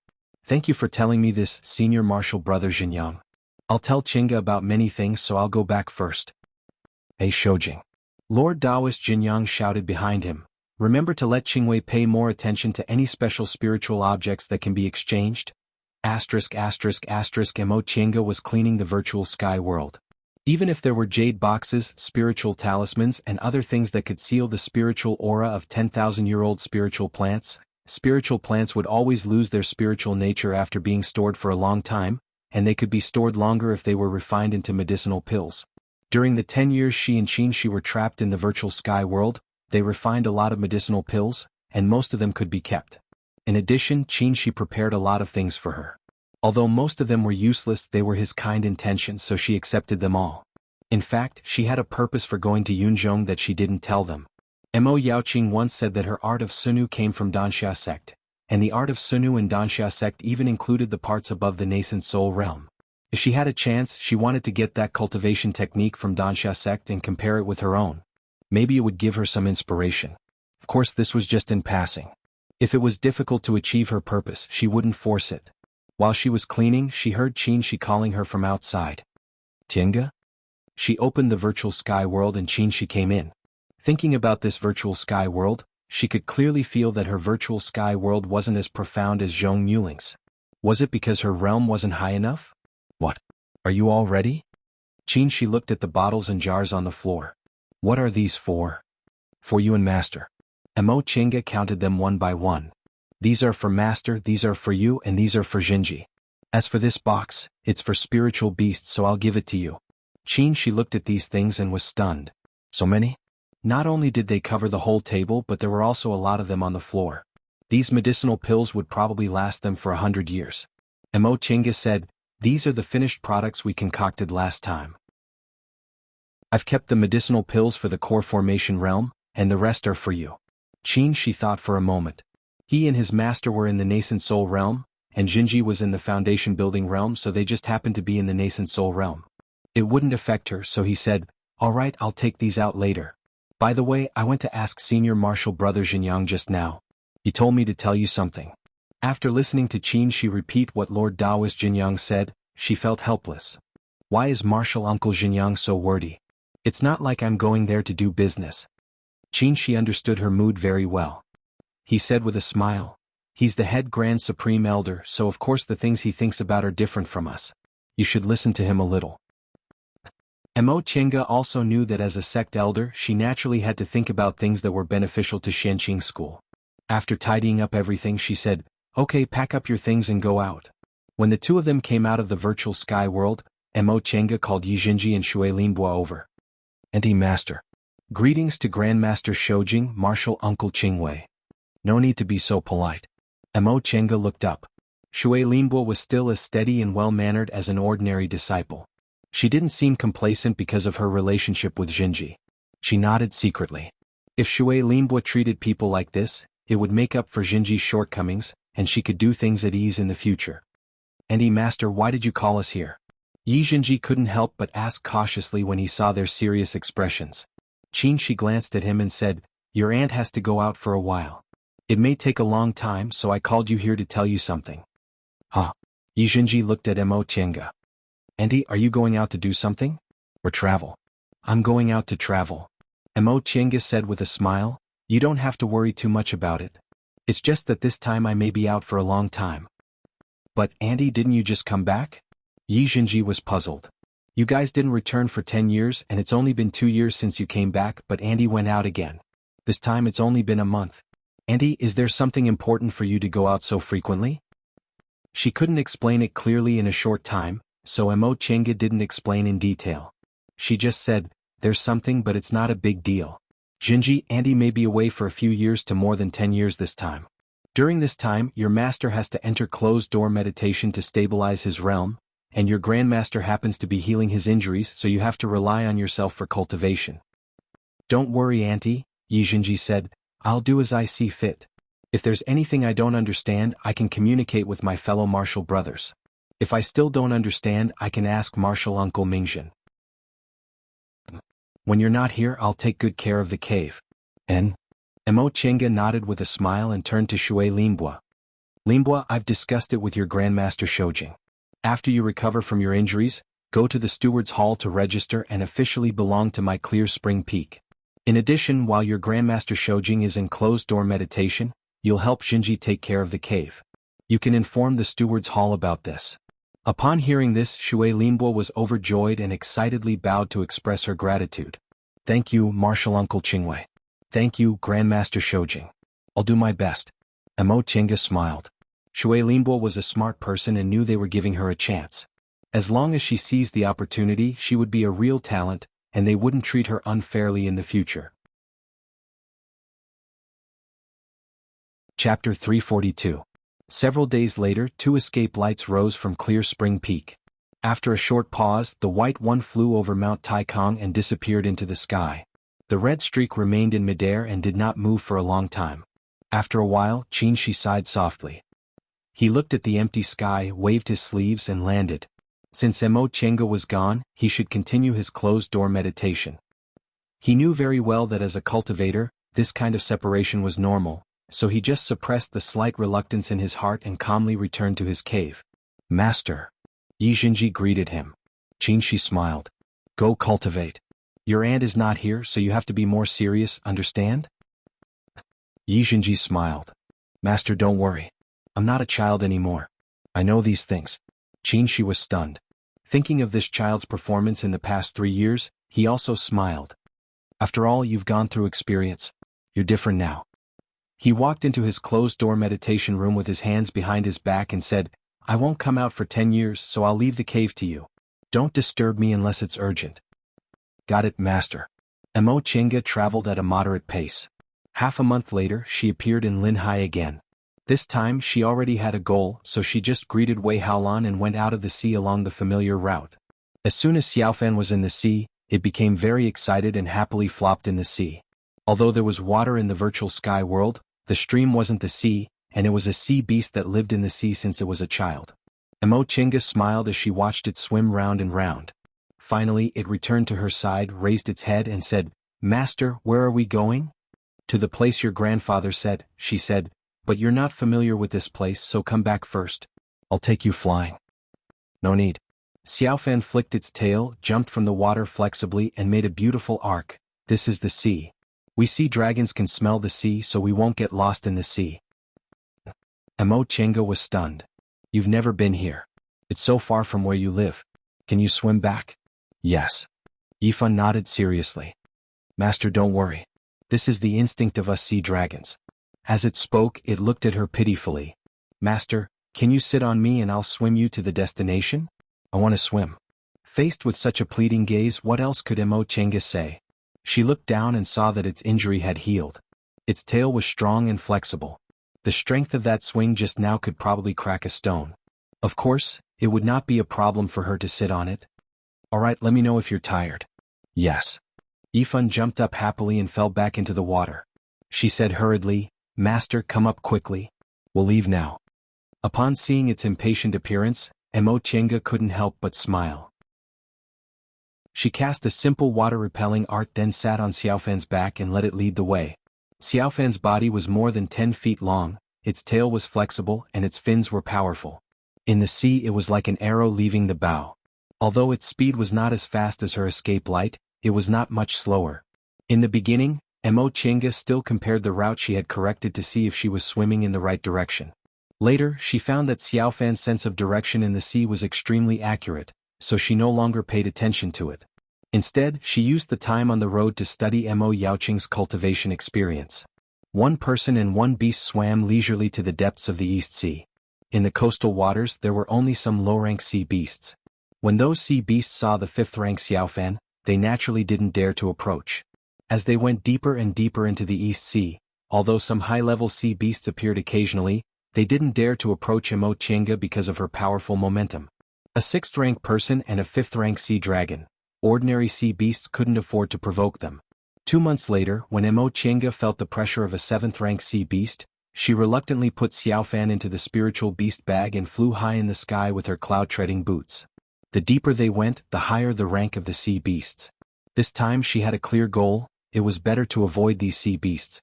When the aura of the 7th-rank sea beast disappeared, Mo Chenga released Xiaofan and asked, Xiaofan, can you point the way if we're not in the sea? Xiaofan floated in the air and nodded. I can, but it'll be a little slow. And that's good. It didn't matter if it was a little slow, but the most important thing was safety. If Xiaofan swam in the sea, the human cultivator's aura would probably alarm those high-level demonic beasts, and a fierce battle would be inevitable. If they flew in the air, as long as they were high enough, those demonic beasts wouldn't be able to sense them accurately, and they generally wouldn't act rashly. The boring journey lasted for 4 months. The 1 month the old sea dragon said was Mo Yaoqing's speed. When they arrived in the celestial pole, Mo Yaoqing was already a nascent soul cultivator. Even if they just traveled leisurely, her speed was much faster than Mo Chenga's. 4 months later, seeing that there were more and more high-level sea beasts around, Mo Chenga finally found the big island with the volcano. She breathed a sigh of relief. If she still couldn't find it, she would have to consider going back first. 7th-rank sea beasts were quite common here, and maybe an 8th-rank sea beast would appear at any time. That would be dangerous. Master, it's there. Xiaofan's voice rang in her mind. Mo Chenga looked down and saw that the big island had a circumference of several hundred miles, more than 10 times larger than the small island where Mo Yaoqing lived. Moreover, the terrain was completely different. Most of the island was rocky, overgrown with ravines and mixed with sand and stones. There was only a small amount of soil, so even plants were rare. The most important thing was that there was no spiritual aura on the island, so there weren't even demonic beasts nearby. This was good news for Mo Chenga. There were no spirit veins on the island, so it couldn't attract demonic beasts, so she didn't have to face any unknown demonic beasts. In the center of the island there was a bulging volcano. There was no trace of an eruption, and it was cold without a trace of heat. Mo Chenga flew to the top of the volcano and looked down. It was dark inside and she couldn't see anything clearly. She scanned it with her divine sense and didn't find any danger, so she slowly descended to the crater. As she descended lower and lower, Mo Chenga gradually saw what was inside the volcano. There was no lava, no heat, only cold volcanic walls. It was very dark inside, so she couldn't see anything clearly. Mo Chenga opened her palm and light gathered in it.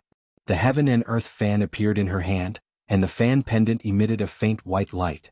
When she explored Mo Yaoqing's cave last time, she felt it was very inconvenient to take out the Mother Moonstone for illumination, so she simply polished the Mother Moonstone into a fan pendant and hung it on the heaven and earth fan, which was much more convenient to hold. Grandpa said there's water down there, so let me go down first, said Xiaofan, who landed behind her. Mo Chenga paused and nodded. And not long after Xiaofan landed, Mo Chenga heard the sound of water, and then Xiaofan's voice rang out. Master, come down. The water isn't very deep. Holding the heaven and earth fan, Mo Chenga carefully descended to the bottom of the volcano. She looked up and was a little stunned. Is there a road here? There was a shallow stream at the bottom of the volcano, but she didn't see any road around. In the water, Xiaofan said, Master, sit on my back. After thinking for a short while, Mo Chinga cast a water avoidance spell and sat on Xiaofan's back.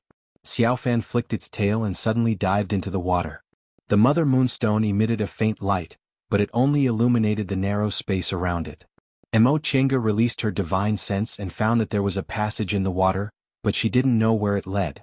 As soon as Xiaofan entered the water, it was extremely vigorous. After swimming for a while, it sped up.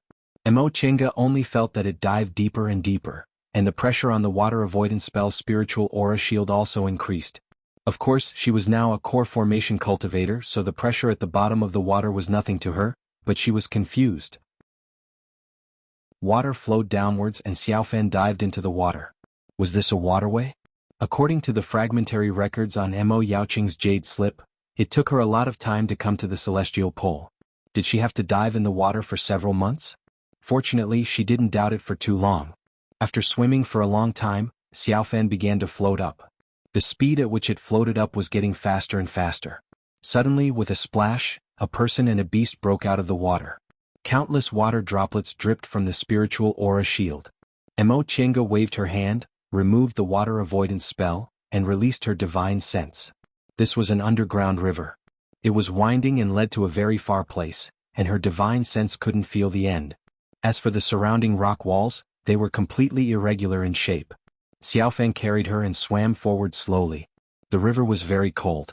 Even though it was a demonic beast, it still felt uncomfortable. Xiaofan, how about I take you flying? Xiaofan shook its head and refused. No, master, I like the feeling of swimming in the water. But this water? It's okay. Xiaofan patted its tail. In an instant, a layer of green aura emerged from its scales and wrapped its whole body. This way I won't feel uncomfortable. Mo Chinga looked at it carefully and found that it was also a kind of protective spiritual aura, so she nodded. Okay. They didn't know how long they swam in the dark river. There was only the sound of water and Xiaofan swimming around them. Mo Chinga held the heaven and earth fan and let her divine sense spread all the time. There were no spirit veins in this river, so even if there were fish in the water, they were just ordinary fish and didn't dare to approach her and Xiaofan. Several days later, Mo Chinga frowned and sensed spiritual aura. Then Xiaofan also stopped. Master, there are spirit veins ahead. Mo Chinga used her divine sense to observe for a while and said, There are no living things. Let's continue. Xiaofan responded and continued to swim forward. The spiritual aura was getting thicker and thicker. Mo Chinga looked at the surrounding rock walls and found that it was a spirit stone mine. However, the grade of the spirit stones was not very high. It seemed to be a small mine. One person and one beast passed through the middle of the spirit stone mine. With her sharp eyes, Mo Chinga found that something seemed to be growing on a spirit stone and said hurriedly, Wait. Xiaofan stopped. What's wrong? From the rock wall, Mo Chinga carefully dug out a piece of jade that was shining with a sparkling white light and examined it carefully. Spirit gathering stone? Looking at the jade in her hand, she was surprised. It's actually a spirit gathering stone. Hearing the sound, Xiaofan asked curiously, Master, what's a spirit gathering stone? After confirming that the thing in her hand was indeed a spirit gathering stone, Mo Chinga put it into her Qingquan bag and said, A spirit gathering stone is a kind of jade that occasionally appears in spirit stone mines. It looks similar to spirit stones, but it has an effect of greatly condensing spiritual aura. In the process of concocting pills and refining tools, how to condense spiritual aura and seal it in medicinal pills and magic weapons is the most difficult process. With a spirit gathering stone, the success rate of concocting pills and refining tools can be improved. Demonic beasts didn't understand concocting pills and refining tools, so Xiaofan only responded with a half understanding. Mo Chinga didn't expect that a spirit gathering stone would appear in this small mine, but she was pleasantly surprised. She told Xiaofan, Swim around a few more times. We'll look for it. Chapter 343. Unfortunately, she didn't find any more spirit-gathering stones. Mo Chinga thought about it and shook her head with a smile. Although spirit-gathering stones weren't amazing treasures, they weren't something that could be found everywhere. It was already difficult to find one in such a small spirit stone vein. How many more did she want to find?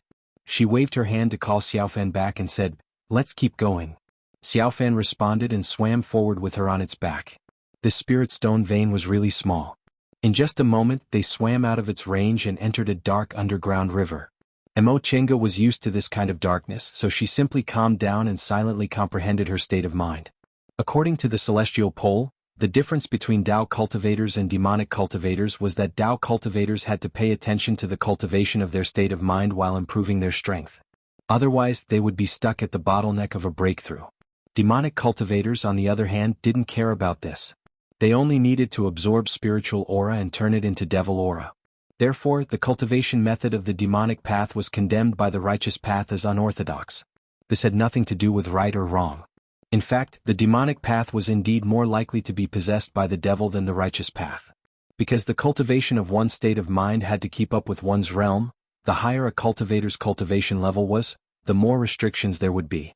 For example, aura refining cultivators often did evil things, but when they reached the foundation building realm, they often began to cultivate their mind and nature because they had to overcome their inner demons in order to form their gold core. Core formation and nascent soul cultivators were even more restrained. If they didn't have a grudge or great benefits, they generally wouldn't kill. Mo Chenga didn't think this was abnormal before, but after she formed her gold core, she thought this matter was a bit strange. The law of the jungle was the rule of the cultivation world. But why did there have to be an inner demon when it came to realm advancement? This made cultivators suppress their murderous nature. Of course, not all cultivators followed this rule. Master Song Feng was one of those high-level cultivators who killed indiscriminately. However, her master also told her that the old man Song Feng was a monster who was neither human nor ghost nor monster. He couldn't be regarded as a normal person at all. Thinking up to this point made Mo Chenga confused again. She felt she seemed to have overlooked something, but she also felt that she had grasped a key point. She closed her eyes and immersed herself in the darkness, slowly recalling. Every day was a boring journey. In the end, even Xiaofan became impatient. In order to appease it, Mo Chenga gave it a medicinal pill every day. Every time it ate a medicinal pill, it would obediently continue on their journey. When it got greedy, it would refuse to leave and insist on eating more. Mo Chenga was actually happy to see Xiaofan like this. No matter how well-behaved Xiaofan was, she was still a child to the sea dragon. It was too depressing if she didn't have the temper of a child. Now that it had returned to its original nature, it meant that it was closer to him. One person and one beast walked, sometimes stopping, sometimes walking. Because of the existence of the virtual sky world, they didn't find it very difficult to pass through this underground river. Gradually time passed day by day. It seems to be getting hotter. Mo Chenga didn't use her water-repelling art. Instead, she stretched her hand into the river to explore it. Yifan still swam forward slowly and replied, "A little, but it doesn't matter, master, I'm not afraid of the heat." Although she said that, Mo Chenga didn't feel at ease. She didn't forget that this was a passage at the bottom of the volcano. Although the volcano had long stopped erupting, who knew if something would suddenly happen? After swimming forward for a while, she saw that the water was getting hotter and hotter. Mo Chenga reached in and found that it was much higher than her body temperature, which was really abnormal. They had been swimming in this underground river for a month, and the water had always been cold. Now that it suddenly became hot, there must be something strange. Xiaofan. Seeing that the water was steaming, Mo Chenga decisively shouted to stop it. "This water is unusual. Let's wait for a while." Yifan raised its head and said, "Master, do you think the water is too hot?" Mo Chenga frowned. "We're going through the passage at the bottom of the volcano. If there's lava in the depths, it'll be troublesome." Volcanic lava was a kind of earthly fire. If the grade of the lava was very high, it would be very troublesome to block the way. Although Mo Yaoqing had walked this path, it had been more than 5,000 years after all. She didn't know whether there would be any accidents. Yifan said, "Master, I'm not afraid of the heat. Let me explore the way." Mo Chenga hesitated. "What if there's danger?" "I'm already in the 5th rank, so I'm not afraid." Yifan said, "Master, don't treat me like a child who doesn't know anything.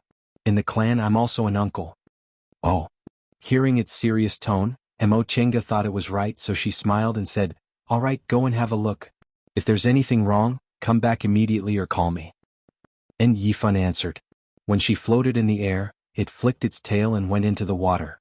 Mo Chenga looked at the place where it disappeared with a smile. Xiaohua and Feifei were very cute, but they couldn't talk. After having Yifan, she felt less lonely, as if she had someone to accompany her every day. She couldn't help but think of Qin Shi, who was already thousands of miles away. What was he doing? Was his cultivation going well? After a while, she heard the sound of water. Yifan finally came back. It came out of the water with a splash and said cheerfully, "Master, we're here." What's going on? Yifan said happily, "I swam for a long time and found there was no way to go. Then I dived and found another waterway leading to a hot spring." Hot spring. Amo Chenga was happy. This road led to a hot spring. Did that mean they'd reached their destination? "Master, come on, let's go out." Yifan was more eager than her. Amo Chenga didn't delay and sat on its back. "Then let's go." One person and one beast couldn't wait. Yifan waved its fins and rushed into the water like an arrow leaving the bow. Sure enough, they didn't swim far. They reached the end of the waterway after walking for a month. Yifan had already explored the way, so it just dived into the water. After swimming in the water for a long time and making many turns, Amo Chenga almost couldn't tell the route. It finally began to float. The water was getting hotter and hotter, and Amo Chenga guessed there must be a volcano here that hadn't erupted for a long time. But she didn't know if there were any houses near this hot spring. There was some spiritual aura here, so there should be a small spirit vein outside. Maybe there were individual cultivators living here. While thinking about it, Lil Fan swam faster and faster and began to float up. Suddenly, a faint light appeared on top of its head, and then the light became brighter and brighter. A man and a beast emerged from the water with a splash. After walking in the underground waterway for a month, Amo Chenga hadn't seen the sun for a long time, so she couldn't help but narrow her eyes to block the light. Monster, monster. At this time she suddenly heard human voices, followed by chaotic footsteps and panicked screams. Amo Chenga's divine sense had long sensed the existence of these people, but they were all mortals, so she didn't care. Presumably they were frightened by Yifan's appearance. After adapting to the light, she put down her arms and quickly glanced around. This hot spring wasn't big, but it wasn't small either. It covered an area of several acres. Steam was rising from the water, and the surrounding was shaded by greenery. At first glance, she felt the scenery was excellent, as beautiful as a fairyland. "Yifan, let's go up." She patted Yifan's head, brushed her sleeves, and gently floated ashore without getting wet. Although Yifan didn't want to leave the water, she obediently followed her. The noises on the shore became even more chaotic. Amo Chenga looked up and saw some married women wearing coarse clothes hurriedly running away, leaving behind clothes and clothes pestles all over the ground. She shook her head and ignored them. She thought the women here weren't any different from those in the celestial pole. Their clothes were also similar, but their accents were a bit different. With this thought in mind, she slowly walked out of the hot spring with Yifan. Some courtyard walls were exposed in a place a little further away from the hot spring, which seemed to belong to a big family in the secular world. Amo Chenga sensed that the place where the courtyard was located was the place with the densest spiritual aura in this spirit vein. She also sensed the breath of low-level cultivators inside. Could it be that this was a cultivation family in the secular world? She smiled and thought of an idea. She said to Yifan, "Yifan, there are a lot of people here. Why don't you go into the spiritual beast bag first?" Yifan had always been very obedient. Hearing her words, it obediently agreed and went back into the spiritual beast bag. After settling Yifan down, Amo Chenga restrained her spiritual aura pressure and walked a short distance away. Then she saw several well-dressed men walking towards her. They walked hurriedly as if they had something urgent to do. Judging from their clothes, they seemed to be the guards of a big family. When they came closer and saw her standing not far from the lake, they were surprised. Then the leader, who looked like a housekeeper, walked towards her with a group of men, stopped in front of her and respectfully said, "Greetings, fairy." She had restrained her spiritual aura, so these people were mortals with a little spiritual aura. They could only feel the rich spiritual aura on her body, but they couldn't distinguish her cultivation level. Amo Chenga nodded lightly. Seeing her graceful bearing and amiable attitude, the housekeeper didn't dare to be negligent and hurriedly asked, "We're from the Lu family. May I ask, fairy, are you passing by here?" Amo Chenga saw the man was very respectful, so she also answered politely, "I'm an individual cultivator from another place. I came here by chance and accidentally startled mortals." "What Lu family are you talking about? Is it a cultivation family here?" "Fairy, it turns out you're an individual cultivator from another place." The man said happily after getting the answer, "Our LV family is the largest cultivation family on South Pole Island. It's rare for a fellow cultivator to come here. My family's old master will be very happy if he knows. Fairy, would you like to be a guest of our LV family? Hearing that this place was indeed called South Pole Island, Mo Chenga felt a little relieved. According to Yifun, South Pole Island was already within the scope of Yunzhong. So she finally arrived in Yunzhong smoothly. Her gaze fell on the LV family's housekeeper. This person was obviously a mortal, but he had spiritual aura. Although he hadn't reached the level of refining chi into spirit, he had already tempered his body with spiritual aura. Mo Chenga thought that Yunzhong was indeed a holy land for cultivators. Even these mortals in front of her were obviously cultivators. This was her first time in Yunzhong, so she needed to inquire about some information first. It would be good to go to this LV family to have a look. With this thought in mind, Mo Chenga said with a smile, "It's naturally good to have a fellow cultivator invite me. I'll accept your invitation then." Chapter 344. The Lu family's housekeeper called himself Luan. He carefully talked to Mo Chenga along the way and introduced the situation of the Lu family on South Pole Island to her. It turned out that there was a large island in the northeast of Yunzhong, separated by a shallow strait, which divided the island into two parts, the north and the south. The North Island was huge and there were several good spirit veins on it, so several small and medium-sized cultivation groups settled there. Moreover, Yunzhong was different from the Celestial Pole. There was no place they couldn't go. There were many people hunting sea beasts on the coast. Because there were spirit veins on the North Island, many sea beasts gathered nearby, so it was very lively. However, the South Island was only 1/10 the size of the North Island, and it only had a weak spirit vein. Small and medium-sized cultivation groups and large cultivation clans didn't care about it, so no one usually came here. The Lu family was neither strong nor weak, so they settled here. This island was said to be the northernmost place in Yunzhong, so it was called North Pole Island. Since it was divided into South and North Islands, the people of the South Island called their place South Pole Island. After listening to his explanation, Mo Chenga finally understood that South Pole didn't mean this island was the extreme south of Yunzhong. The name South Pole Island was only known by the Lu family and the residents here. Foreign cultivators generally went to the North Island and didn't know there was a South Island here. After Luan finished talking about the South Pole Island, he asked about Mo Chenga's origin. Mo Chenga said she was just an individual cultivator who traveled around because she didn't have the chance to advance. Because Yunzhong was huge and she knew some things about Yunzhong, Luan was just a housekeeper of a small cultivation clan, so she didn't think there was anything wrong with him. From Luan, Mo Chenga learned that the old master of the Lu family was an early-stage foundation-building cultivator who was more than 200 years old. In addition, there were several talented juniors in the family. All members of the Lu family practiced immortal spells, and there were quite a few aura-refining cultivators among them. However, the housekeepers and guards, were only nobodies in the Lu family. They were all mortals, and up until now, they were only able to temper their bodies with spiritual aura. Mo Chenga also knew that mortals couldn't cultivate to become immortals. They didn't have spiritual roots and couldn't retain spiritual aura.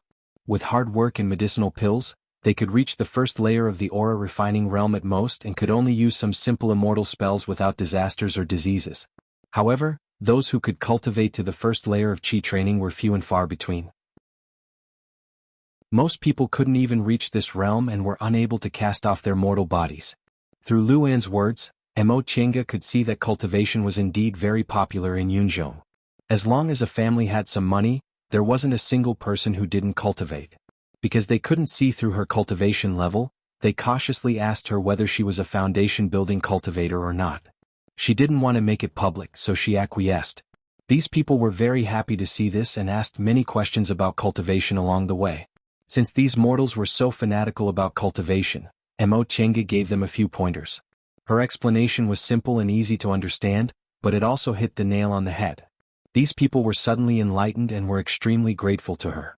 Not long after, they arrived at the Lu family's mansion. Luan personally led her into the courtyard and reported to the chief steward. The chief steward was a low-level cultivator with spiritual roots. At first he was indifferent to Luan, but once he saw Mo Chenga, his attitude immediately changed. He respectfully invited her into the reception hall and gave her a grand reception. He then ordered someone to quickly report to the old master. At that moment, Mo Chenga restrained her spiritual breath and pretended to be in the late stage of the foundation-building realm. She learned from Lu and that although the cultivation level of Yunzhong was higher than that of the celestial pole, there weren't many high-level cultivators. There were very few core formation and nascent soul cultivators in the outside world, so the late stage of the foundation building realm wouldn't attract too much attention. Moreover, their cultivation levels could be considered high, so she could avoid some unnecessary trouble. The old master of Lu family's divine sense had long sensed the arrival of a foundation-building cultivator. Just as the chief steward was about to send someone to invite her, the old master of Lu family came out of the backyard. Although this person was called the old master, he looked to be about 40 years old. He was well-dressed and had a radiant complexion. Obviously he was good at taking care of himself. As soon as he saw Mo Tienga, he was startled. When he regained his composure, his attitude became even more polite. He came forward to greet Mo Tienga. "Fellow Taoist, I'm Lu Qingdong. Fellow Taoist, you've come to visit my Lu family. I'm sorry I didn't go out to greet you." Mo Tienga returned his greeting, neither too enthusiastic nor too cold. She smiled and said, "So you're fellow Taoist Lu. My surname is Mo, and my given name is Qingwei. I'm an individual cultivator. I accidentally came here to travel and happened to run into your family, so I came to your mansion to disturb you. Please forgive me. You're too kind." Seeing that Mo Tienga was polite and wasn't the kind of cultivator who looked down on low-level cultivators just because her cultivation level was high, the old master of Lu family, Lu Qingdong, was delighted and even more enthusiastic. "We're both cultivators of the righteous path. Meeting each other is fate. Fellow Taoist Mo, you're too polite. Please take a seat." The two of them greeted each other and sat down as host and guest. Lu Qingdong ordered them to serve good tea and treated them very enthusiastically. After drinking the tea, Lu Qingdong carefully sized up Mo Tienga. He was quite surprised at her young age. It wasn't easy for individual cultivators to cultivate. Those who could build their foundation were rare, and those who could cultivate to the late stage of the foundation building realm were even rarer. Mo Tienga, who looked to be in her 20s, had an extraordinary bearing, and had such a high cultivation level, so she looked like a disciple of a big cultivation group. With that thought in mind, Lu Qingdong put on a smile and said politely, "Fellow Taoist Mo, you're so graceful and your cultivation level is so high, but you're actually just an individual cultivator. I really admire you." How could Mo Tienga not understand his probing intention? She just smiled and said, "Fellow Taoist Lu, you're too polite. I'm only able to cultivate to this realm thanks to my elder. When I first entered the path of immortality, I had an elder by my side to look after me. If it weren't for that elder, I'm afraid I'd still be lingering in the aura refining realm." Upon hearing what she said, a hint of understanding flashed in Lu Qingdong's eyes. He then smiled and said, "I see. However, since fellow Taoist Mo can cultivate to the late stage of the foundation building realm, your talent is obviously extraordinary. It really makes a mediocre person like me envious." "Not at all.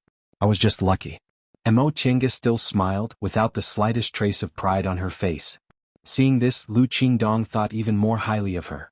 He asked again, "May I know where fellow Taoist Mo cultivated before? Did you come to South Pole Island for something important? Although my Lu clan isn't a big cultivation clan, we've been here for hundreds of years. Maybe we can help you." "Fellow Taoist Lu, you're too polite." Mo Tienga smiled and said, "To be honest, ever since I set foot on the path of immortality, I've been wandering around with that elder. Later, that elder passed away and I traveled around by myself without a fixed residence. This time I came to South Pole Island because I accidentally intruded and startled your clan. I'm really sorry." "Fellow Taoist Mo, you're too polite. What's so important about this?" Lu Qingdong paused and said with a smile, "In that case, fellow Taoist and our Lu clan are fated. Although our South Pole Island and North Pole Island are connected, few cultivators come and go. It's rare for a fellow Taoist to come, so as the host, I must entertain you well." Then Lu Qingdong started chatting with her with great enthusiasm. Mo Tienga knew why LV Qingdong was so enthusiastic towards her. The difference between the early stage and the late stage of the foundation building realm wasn't small. Since this Lu clan was only a small cultivation clan, Lu Qingdong probably didn't meet many late-stage foundation building cultivators, so he naturally had to make friends with her and take the opportunity to talk about cultivation. Mo Tienga thought that although her cultivation technique was different from ordinary people's, they were all cultivators, so there must be similarities. Giving pointers to an early-stage foundation building cultivator wouldn't be a problem for her, so she calmly accepted Lu Qingdong's hospitality. The two of them talked for a long time and discussed the path of cultivation. Soon after, Lu Qingdong ordered the Lu clan's children to come and greet her. Mo Qingge met them one by one and found several of them had good spiritual roots, so she praised them, making Lu Qingdong feel very proud. Among the Lu clan's children, there was a little girl who was said to be just 18 years old and already in the 7th layer of the aura refining realm. She was Lu Qingdong's most beautiful granddaughter. When Mo Qingge heard Lu Qingdong's complacent tone when he introduced this granddaughter, she knew this little girl was very favored, so she praised her. Your granddaughter has such a high cultivation level at such a young age. Her future will definitely be bright. Although her words were polite, they weren't nonsense. Back then, she was already in the 7th layer of the aura refining realm at the age of 17, which was given to her by second uncle using Yi clan's savings. The highest cultivation level in the Lu clan was only in the early stage of the foundation building realm, so they couldn't compare to the Yi clan at all. However, this little girl's cultivation level wasn't worse than hers back then, so her aptitude was quite good. Hearing her praise, Lu Qingdong smiled crookedly and said, "You flatter me, fellow Taoist Mo, you're too polite." Lu Qionying, the little girl from the Lu clan, wasn't afraid at all. She stared at Mo Qingge for a long time and said with a smile, "Senior is so young. You look like an elder sister." Lu Qingdong hastily scolded her. "Don't talk nonsense. Senior's cultivation level is profound, but she looks young. How can you be so rude?" Mo Qingge understood what Lu Qingdong was implying. Although she looked young, her real age was hard to tell. She wasn't the kind of woman who cared about age and appearance, so she just smiled and didn't feel unhappy. Lu Qionying pouted and said, "Grandpa, you don't understand. I said Senior looks like an elder sister because Senior is young and beautiful. Calling you Senior sounds like you're old. Calling you elder sister is better." "This child?" Mo Qingge smiled and said, "Fellow Taoist Lu, you don't have to blame your granddaughter. She praised me for being young and beautiful, so how could I not be happy?" Lu Qingdong glared at Lu Qionying, expressed his apology and said, "This child has been spoiled since she was a child. Although her words aren't very respectful, her heart is good." Mo Qingge saw the faint complacency on his face and felt it was funny in her heart. Although Lu family's patriarch apologized on behalf of his granddaughter, in his heart, he thought his granddaughter was very good. Soon after, the Lu family held a banquet. After eating and drinking, they talked about a lot of cultivation matters. In the end, they invited Mo Qingge to stay in the Lu family for a few days. Mo Qingge wanted to inquire about Yunzhong from the Lu family, so she agreed. Lu Qionying, the little girl from the Lu family, was instructed by Lu Qingdong to stay with Mo Qingge. Mo Qingge was clear about Lu Qingdong's plan. In the cultivation world, although the gender of cultivators wasn't very important, there were still differences. It was easier for female cultivators to communicate with each other than male cultivators.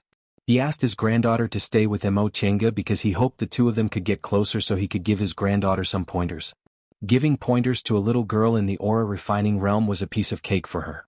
Moreover, Lu Qionying was smart, but she was just a little girl, so it would be easier to get some information from her, so she was very happy. After the banquet, both the host and the guest enjoyed themselves, so Mo Qingge went to the guest house accompanied by Lu Qionying.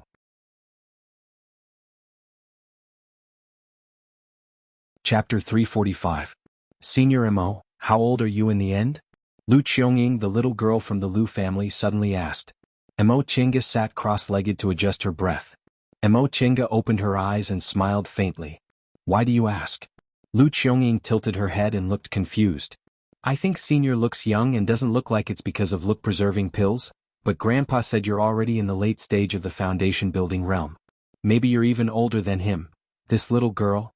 How could she say something like that? Was she naive?" Mo Qingge glanced at her and said, "You have good eyesight.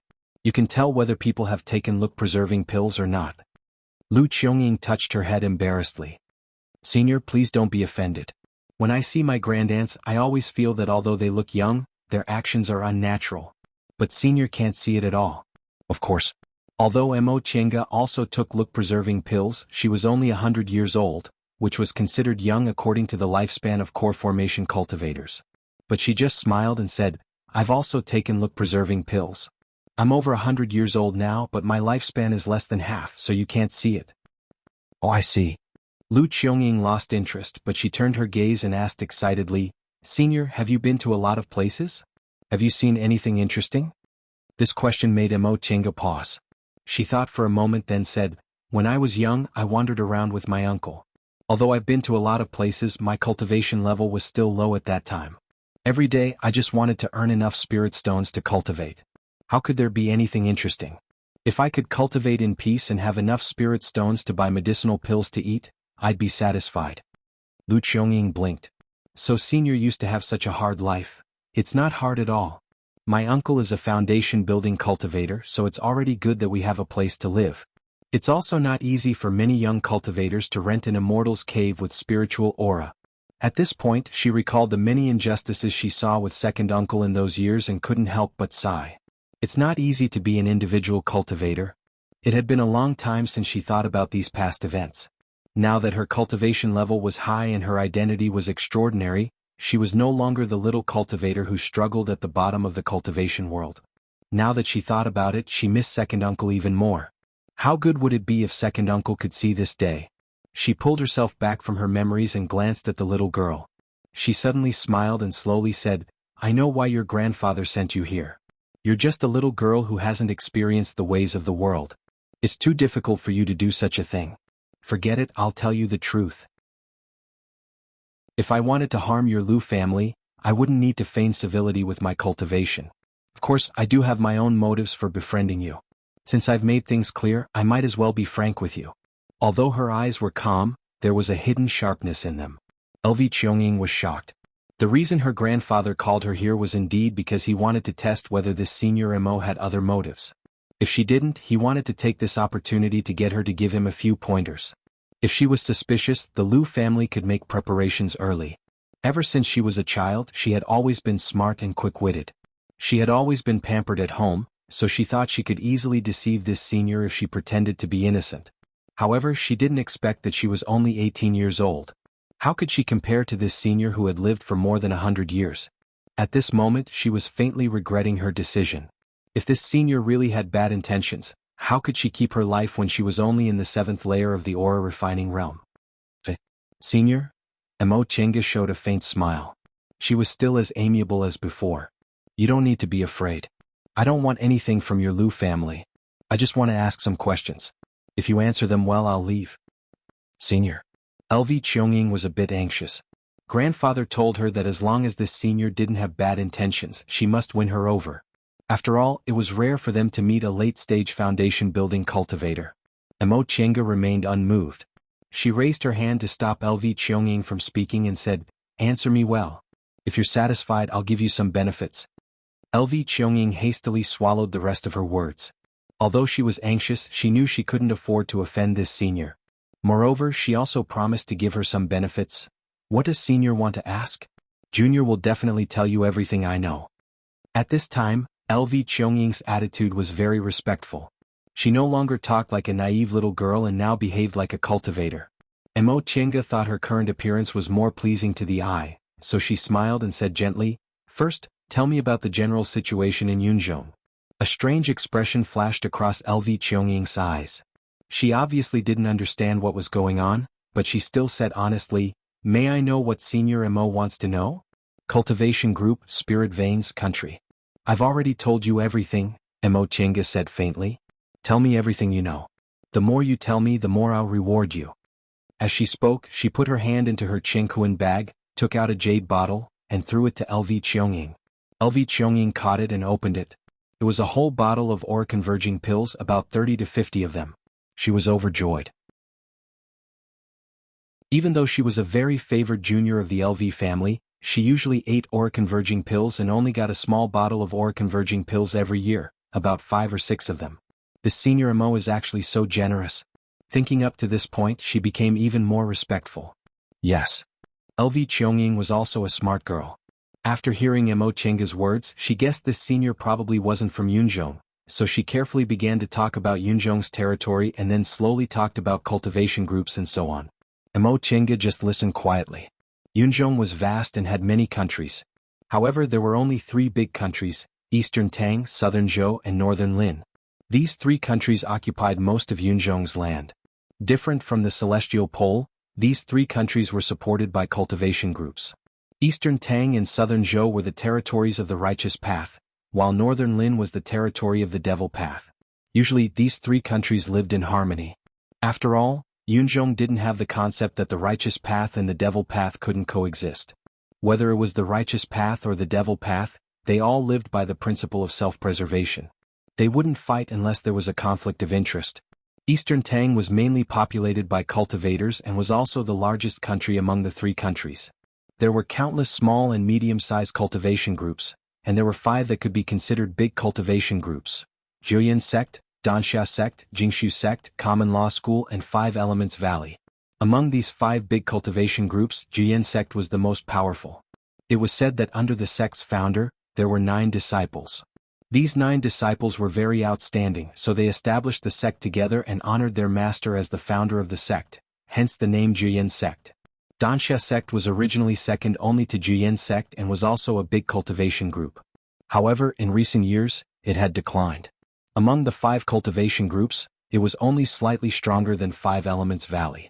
Jingshu Sect and Common Law School were equal in power. Among them, because the founder of Jingshu Sect was a woman, most of its disciples were female. As for 5 Elements Valley, it was a cultivation group that specialized in formations. It was said that all of its disciples had extraordinary attainments in formations. However, this kind of cultivation group that focused on unorthodox methods was never prosperous, so 5 Elements Valley was the weakest among the 5 big cultivation groups. However, even so, the other cultivation groups didn't dare to bully them at all. After all, the biggest barrier of each cultivation group was the Great Mountain protecting formation. If they offended 5 Elements Valley, it would be troublesome when they fought. In southern Zhou, Confucian cultivators controlled the government and Buddhist cultivators controlled the state religion. Most of the common people in southern Zhou believed in Buddhism, so there were Buddhist temples everywhere and incense was flourishing. Confucian cultivators, on the other hand, controlled the power of the country and used academies to educate the subjects and people. Because Confucian cultivators and Buddhist cultivators sought different things, their doctrines were similar, so the two were very harmonious. Although she knew there were Buddhist cultivators in other places, she had never seen them in the celestial pole, so she couldn't help but ask a few more questions. Unfortunately, Lu Qiangying had never traveled outside, and South Pole Island was far away from the mainland, so she didn't know much about Buddhist cultivation groups. However, no matter how much Lu Qiangying didn't know, Buddhist cultivators were common in Yunzhong, so she had a general idea. The so-called Buddha was said to be a sect that had been passed down from ancient times. They paid attention to cause and effect, strictly disciplined themselves, and believed that all evil thoughts were born from the heart. They cut off human desires and cultivated hard to become Buddhas. This made Mo Chenga feel a little strange. She naturally understood the so-called cause and effect. There was also such content in the Tao scriptures of cultivators, but they weren't as cautious as Buddhist cultivators. The cultivation path of Buddhist cultivators was nothing more than 3 sentences. All actions are impermanent, all laws are non-self, and nirvana is silent. The so-called impermanence of all actions meant that everything in the world was impermanent. All laws are non-self, which required Buddhist cultivators to let go of their obsessions and find their true self. Nirvana is the final destination pursued by Buddhist cultivators, which was neither born nor destroyed to prove eternal life. Mo Chenga slowly comprehended in her heart. She deeply felt that the so-called Buddhist cultivators were actually similar to Tao cultivators. For example, cause and effect, the impermanence of the world, and abandoning obsessions. But on the other hand, the doctrines of Buddhist cultivators were very different from those of Tao cultivators.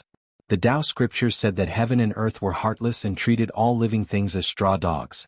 In other words, heaven and earth didn't care about benevolence or inhumanity. All living things lived and died on their own, and they had their own laws. Therefore, cultivators in the celestial pole never had the concept of benevolence. Cultivation was a road full of thorns. If they wanted to become true immortals, they had to kill their way out. They had to kill devil cultivators, demonic beasts, and even their own kind. According to Lu Qiangying, cultivators in Yunzhong weren't different from cultivators in the celestial pole. But Buddhist cultivators weren't like that. They cultivated their minds and themselves and rarely had killing intent. They would only stop killing with killing if they had no other choice. Therefore, in Yunzhong, Buddhist cultivators were rarely trapped in their state of mind. It had always been easier for them to advance to the core formation and nascent soul realms than Tao cultivators.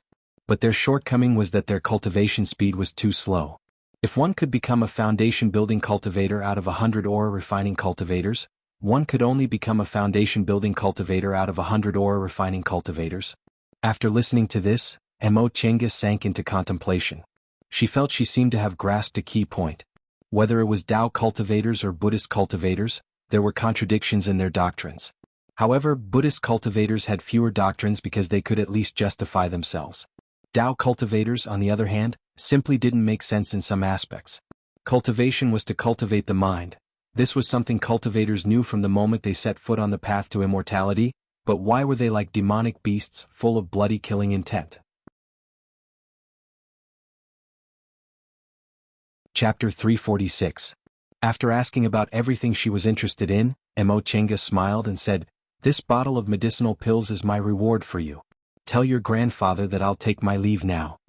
Then she stood up, pushed the door open and left. "Senior." Lu Qiangying chased after her, but when she stepped out of the door she couldn't see Mo Chenga anymore. She was stunned for a while and sighed in distress. She messed up what her grandfather told her to do. However, when she thought of that bottle of medicinal pills she became happy again. In any case, she made a lot of money.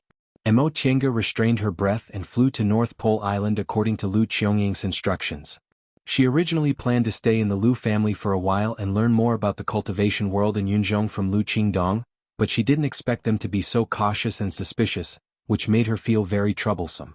But it didn't matter. When she went to North Pole Island she could naturally inquire about it slowly. South Pole Island was really small. After flying for a while, Mo Chenga saw the strait the Lu family mentioned. Although it was called a strait, it was actually only 1 kilometer away. Even an aura refining cultivator could easily cross it with talismans. However, the spirit veins on this 2 kilometer away were like heaven and earth. Before she even arrived at North Pole Island, Mo Chenga already sensed that there were at least 3 to 5 fairly good spirit veins on this big island. They were even better than the ones on Mount Yunwu back then. In comparison, South Pole Island was nothing more than a small hill with some spiritual aura. No wonder the Lu family could monopolize South Pole Island even though the highest cultivation level was only in the early stage of the foundation building realm. In fact, the spirit veins on North Pole Island weren't worth mentioning at all. After flying over the strait, she saw a bustling town on North Pole Island. Cultivators were everywhere and foundation building cultivators weren't rare either. She landed at the town gate and was looking around when she suddenly heard an enthusiastic voice. Senior, are you here for the first time on North Pole Island?"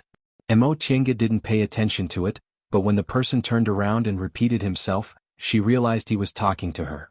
The person talking to her was a teenager who seemed to be only 16 or 17 years old. Although he had a little spiritual aura, he hadn't reached the first layer of the aura refining realm. At first glance, she could tell he was a mortal who mingled in the streets. She glanced at the young man and asked faintly, "What's the matter?" The teenager immediately revealed a smile and said respectfully, "Senior, you look like a foundation building expert at first glance.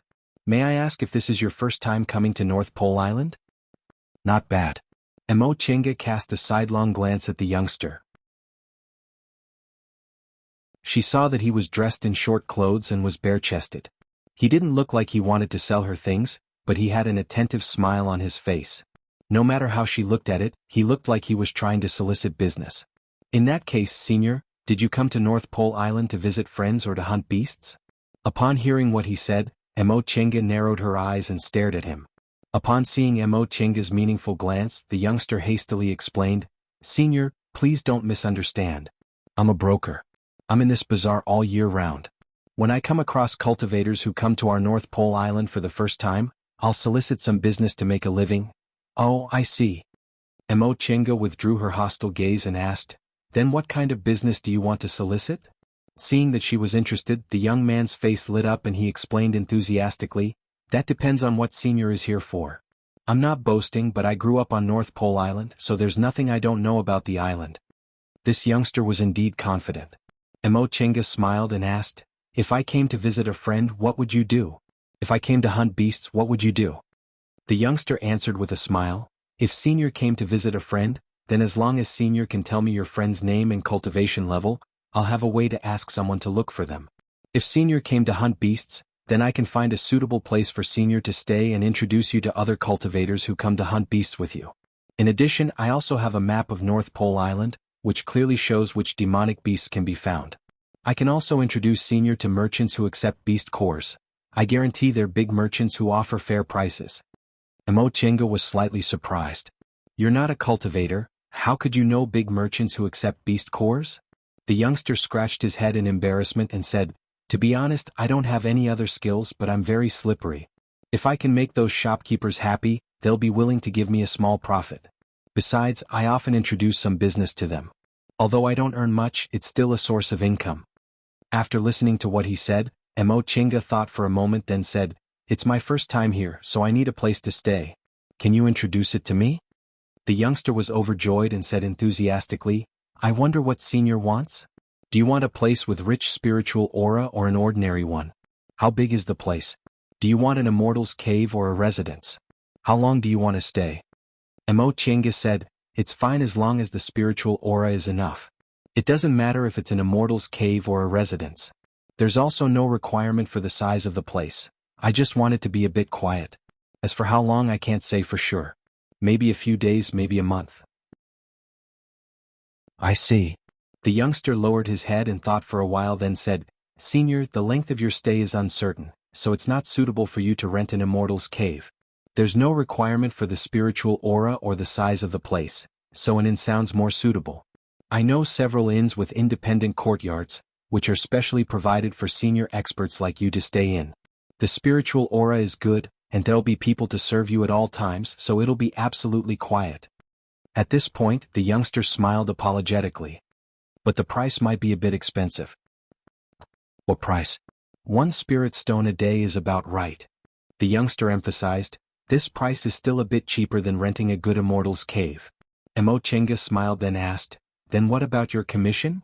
Upon hearing this question, the youngster rubbed his hands embarrassedly and said, Senior, just give me some running expenses. Emochenga smiled. She knew these brokers could get hard-earned money from merchants if they made a deal, so she didn't ask much about running expenses. She also didn't want to attract attention, so she said, 1 spirit stone a day is passable. You just need to find an ordinary one. Yes. The youngster looked at her and asked, Senior, will you follow me to take a look? After discussing with the youngster, Emochenga followed him through the streets and alleys. Before long, they arrived at the entrance of an inn. This inn was located on a street that wasn't very lively. It was neither new nor old, and there weren't too many people or too few people, which just happened to meet her ordinary requirements. Senior, please come in. The youngster took the lead. As soon as he entered the inn, he shouted, Shopkeeper Dong, Shopkeeper Dong. Upon hearing his voice, a stout middle-aged man came out from behind the counter. He didn't have any spiritual aura on his body, he was a complete mortal. He patted the dust on his hands and glanced at the youngster.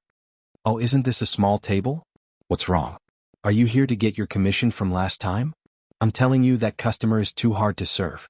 She didn't pay me much and she even made my staff run around everywhere. Here, this is all I have. Don't think it's too little. If it weren't for our old friendship, I wouldn't have given you any. The shopkeeper took out a small piece of silver from the drawer and handed it to the youngster. The youngster, who was called a small table, took it and said with a smile, How could I think it's too little? What kind of friendship do we have? Do you think I, a small table, am a mercenary who can't distinguish right from wrong? But this time it's different. This time I brought a distinguished guest with me. Shopkeeper Dong absent-mindedly raised his head and cast a glance at Emochenga standing behind him. He was startled and hastily walked out from behind the counter. He said respectfully, Fairy, are you here to stay? Emochenga didn't answer and just stared at the small table. The small table said, This senior is an expert in the foundation building realm. She wants to find a quiet place to stay temporarily. Don't you have several small courtyards? Do you still have them? Yes. Shopkeeper Dong said with a smile. Fairy, how many days do you want to stay? We still have 3 small courtyards left. One is full of spiritual aura while the other 2 are ordinary. Apart from other things, there's no need to talk about how quiet they are. Facing their eager gazes, Emochenga smiled and said, Then let's go take a look. Yes. The shopkeeper said to the waiter and personally led the 2 of them to look at the courtyards. Outside the inn's back door was actually a small hill. As the shopkeeper led the way, he rambled on and on. Fairy, of the 3 small courtyards we have left, the ones with abundant spiritual aura are a bit further away, and the ones with ordinary spiritual aura are not far behind us. The best one is naturally the one with abundant spiritual aura. It's far away, there are people to serve you, and the layout is also elegant. The other two aren't bad, but the spiritual aura is a bit lacking. As he spoke, Mo Chenga saw the two courtyards with ordinary spiritual aura he mentioned. They were built in 2 rows in the valley. Each courtyard was about 300 meters apart, and many trees were planted in the middle. She used her divine sense to examine the 2 rows of courtyards. There were 5 or 6 cultivators' breaths in them. After thinking for a while, she said, "What else?" Seeing that she wasn't satisfied with the courtyards in front of her, shopkeeper Dong became more attentive. He made an inviting gesture and said, "There's another one in the depths. Very please." Although this valley was small, the spirit vein was pretty good. It wasn't inferior to the one in the South Pole Island's Lu clan. Apparently, behind this inn was a cultivation clan or something similar. The deeper they went, the denser the spiritual aura became. After walking for about half a mile, they saw 2 more courtyards where the spiritual aura was the densest. "Very please take a look." Shopkeeper Dong pointed at the 2 courtyards hidden in the forest. "This is the place with the densest spiritual aura in this small spirit vein. We only built 2 courtyards far away from each other, so we won't be disturbed." Mo Chenga looked around. There was a small forest between the 2 courtyards. If they didn't intentionally offend them, there shouldn't be any problems. She pondered for a while and made up her mind. She asked, "Which courtyard is empty?" Shopkeeper Dong pointed at the one slightly outside and said, "It's that one. The one inside is also occupied by a fairy, but most of the time she's not there." Mo Chenga nodded. That was the best way. She wouldn't be disturbed. After walking in the sewer for a month, she now wanted to find a place to rest. Shopkeeper Dong led her into the small courtyard in the forest. There was a mortal woman cleaning the courtyard. He called out loudly, "Ian." The woman turned around. When she saw the shopkeeper coming in with a guest, she hastily bowed to greet him. Shopkeeper Dong said, "Fairy, please take a look. There are 3 rooms here. This room can be used for concocting medicinal pills, this room can be used for cultivating, and the small hall in the middle can be used for receiving guests. In addition, if you have any spiritual beasts, you can raise them here. If there's anything you need, you can just tell Ian to do it. If there's nothing, she'll stay in the small side room and absolutely won't disturb you." Mo Chenga looked around and was very satisfied. Although this courtyard was small, it was elegantly decorated. Everything needed was here. It wouldn't matter even if she lived here for a year or a half. "Fairy, are you satisfied? It's settled?" Mo Chenga asked, "What's the price?" 1 spirit stone a day, Shopkeeper Dong said with a smile. "Rest assured, this price is absolutely fair." Mo Chenga nodded. She took out a handful of spirit stones from her Chengkuan bag and handed them to the shopkeeper. "I'll stay here for about 10 days. If I'm still here, I'll come back to collect the money." Yes. Shopkeeper Dong nodded and bowed. "Then I won't disturb you anymore." Little Desk, who had been following behind them, looked at the dozen or so spirit stones and smiled. There were so many spirit stones, so at least one of them was his commission. He stepped forward and said, "Senior, I'll also take my leave first." Mo Chenga nodded with a smile. She then touched her Chengkuan bag and gave him a spirit stone. "Consider this money for your hard work." Little Desk's eyes brightened and he repeatedly expressed his gratitude. "Thank you for your reward, Senior."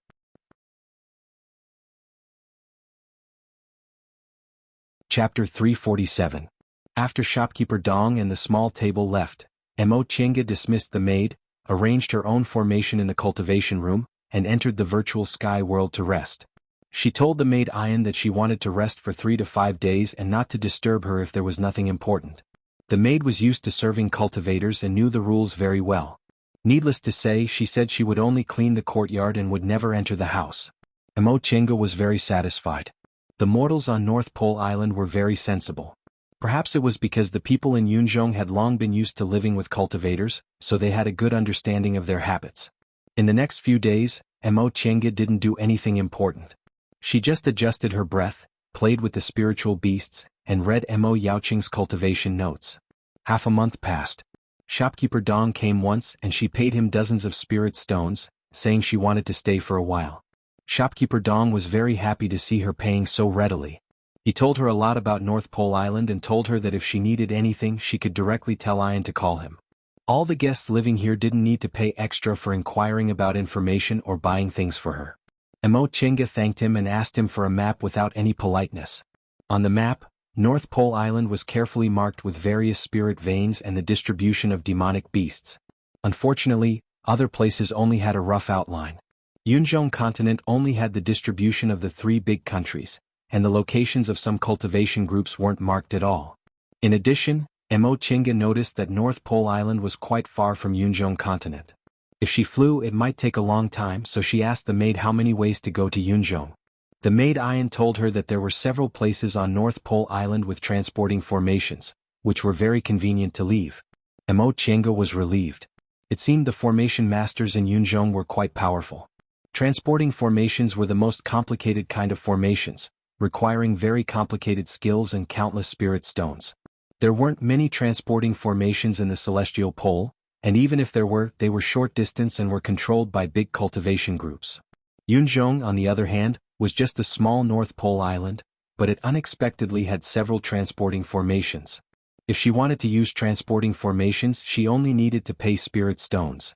After resting for several days and recovering her energy, Emo Chinga finally left the small courtyard where she temporarily lived and went to the town. The maid Ian said the bazaar on North Pole Island was famous in Yunzhong. Even core formation cultivators would come here to buy things. Emo Chinga was rather surprised to hear that.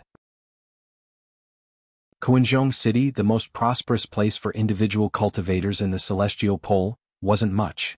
North Pole Island was just a small island in the northernmost part of Yunzhong.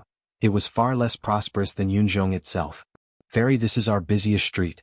On this street you can buy anything you want, especially monster cores. As long as you can't think of it, there's nothing you can't buy. Ian walked in front, proudly introducing the street to her.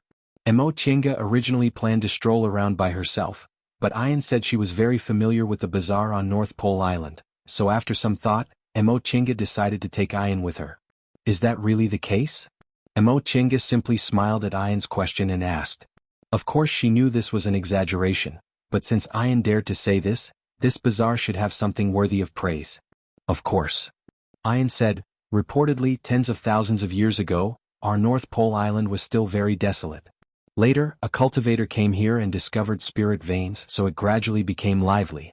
In the beginning, only some cultivation clans and small cultivation groups established themselves here. Later, other people discovered that there were a lot of sea beasts here, so they came here to hunt beasts. Gradually, today's North Pole Island came into being. I see. That's not all.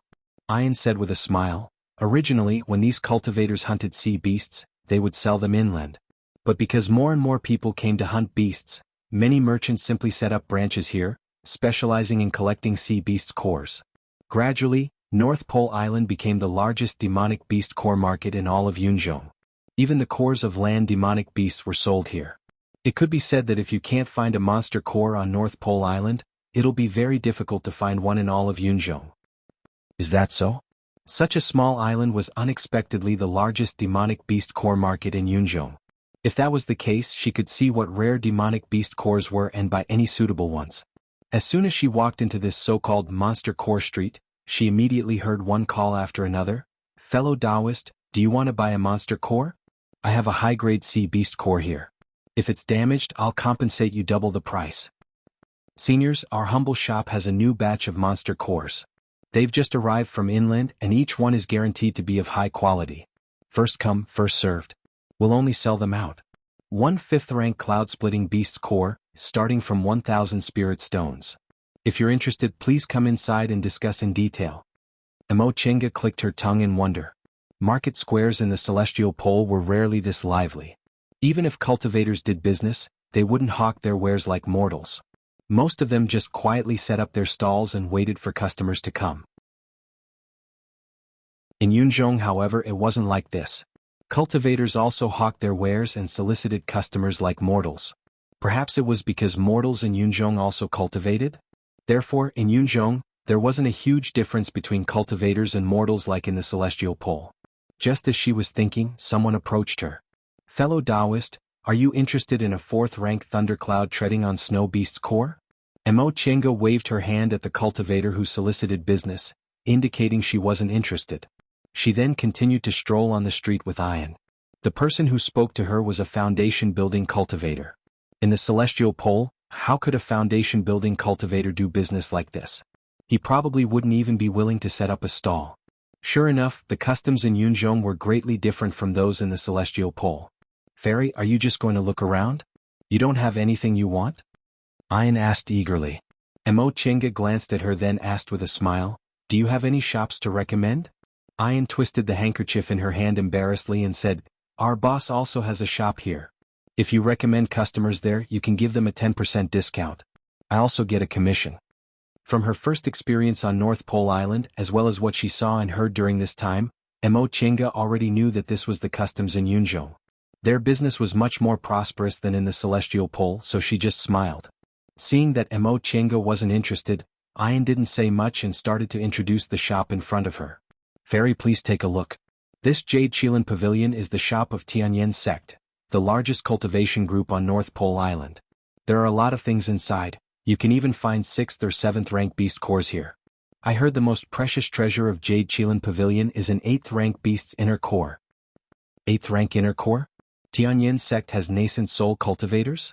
Ian nodded. Tianyan Sect has 2 nascent soul cultivators, and Wuwei School also has a nascent soul cultivator. Our North Pole Island is very small. We only have these 3 nascent soul cultivators. North Pole Island was indeed very small. Mo Chenga had seen the map.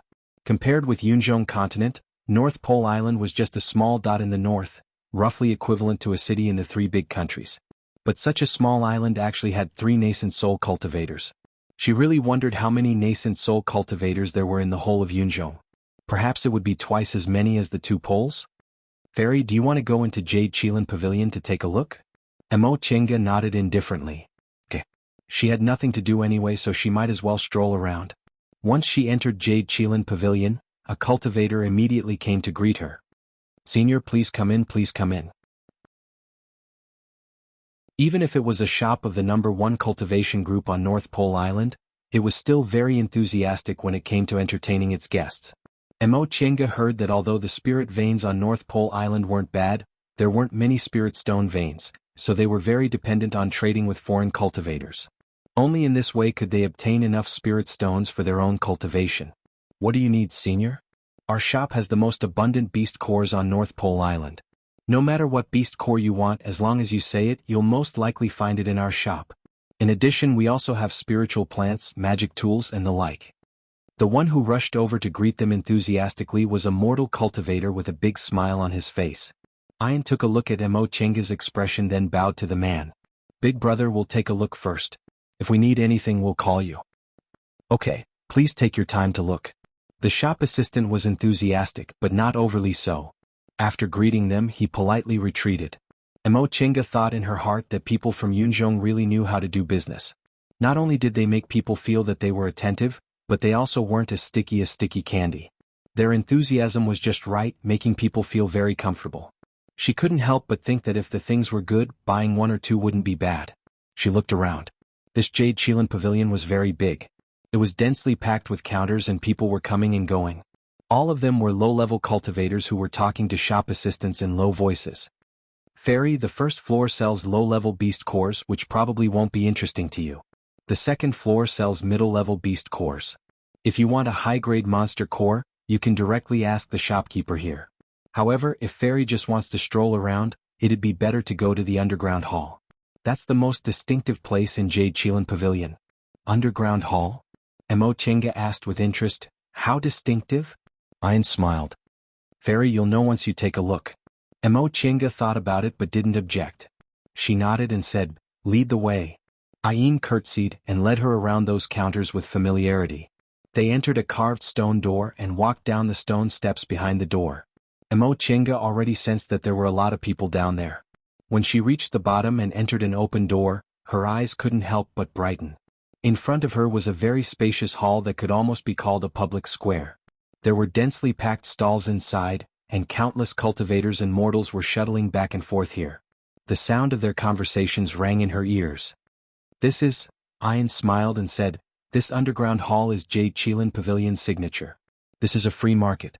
There are no shops here, only customers. No matter what cultivation level they are, if they want to buy or sell, they can come here to take a look.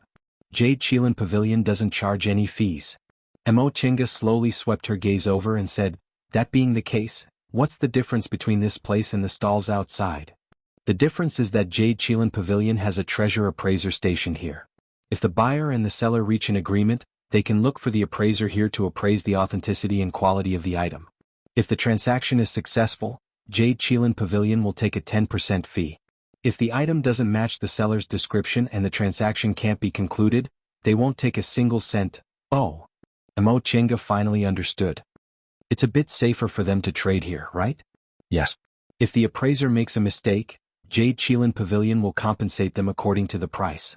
What many cultivators fear the most when they come to North Pole Island to buy beast cores is to sell inferior ones as good ones, so they're willing to spend a bit more money to buy peace of mind.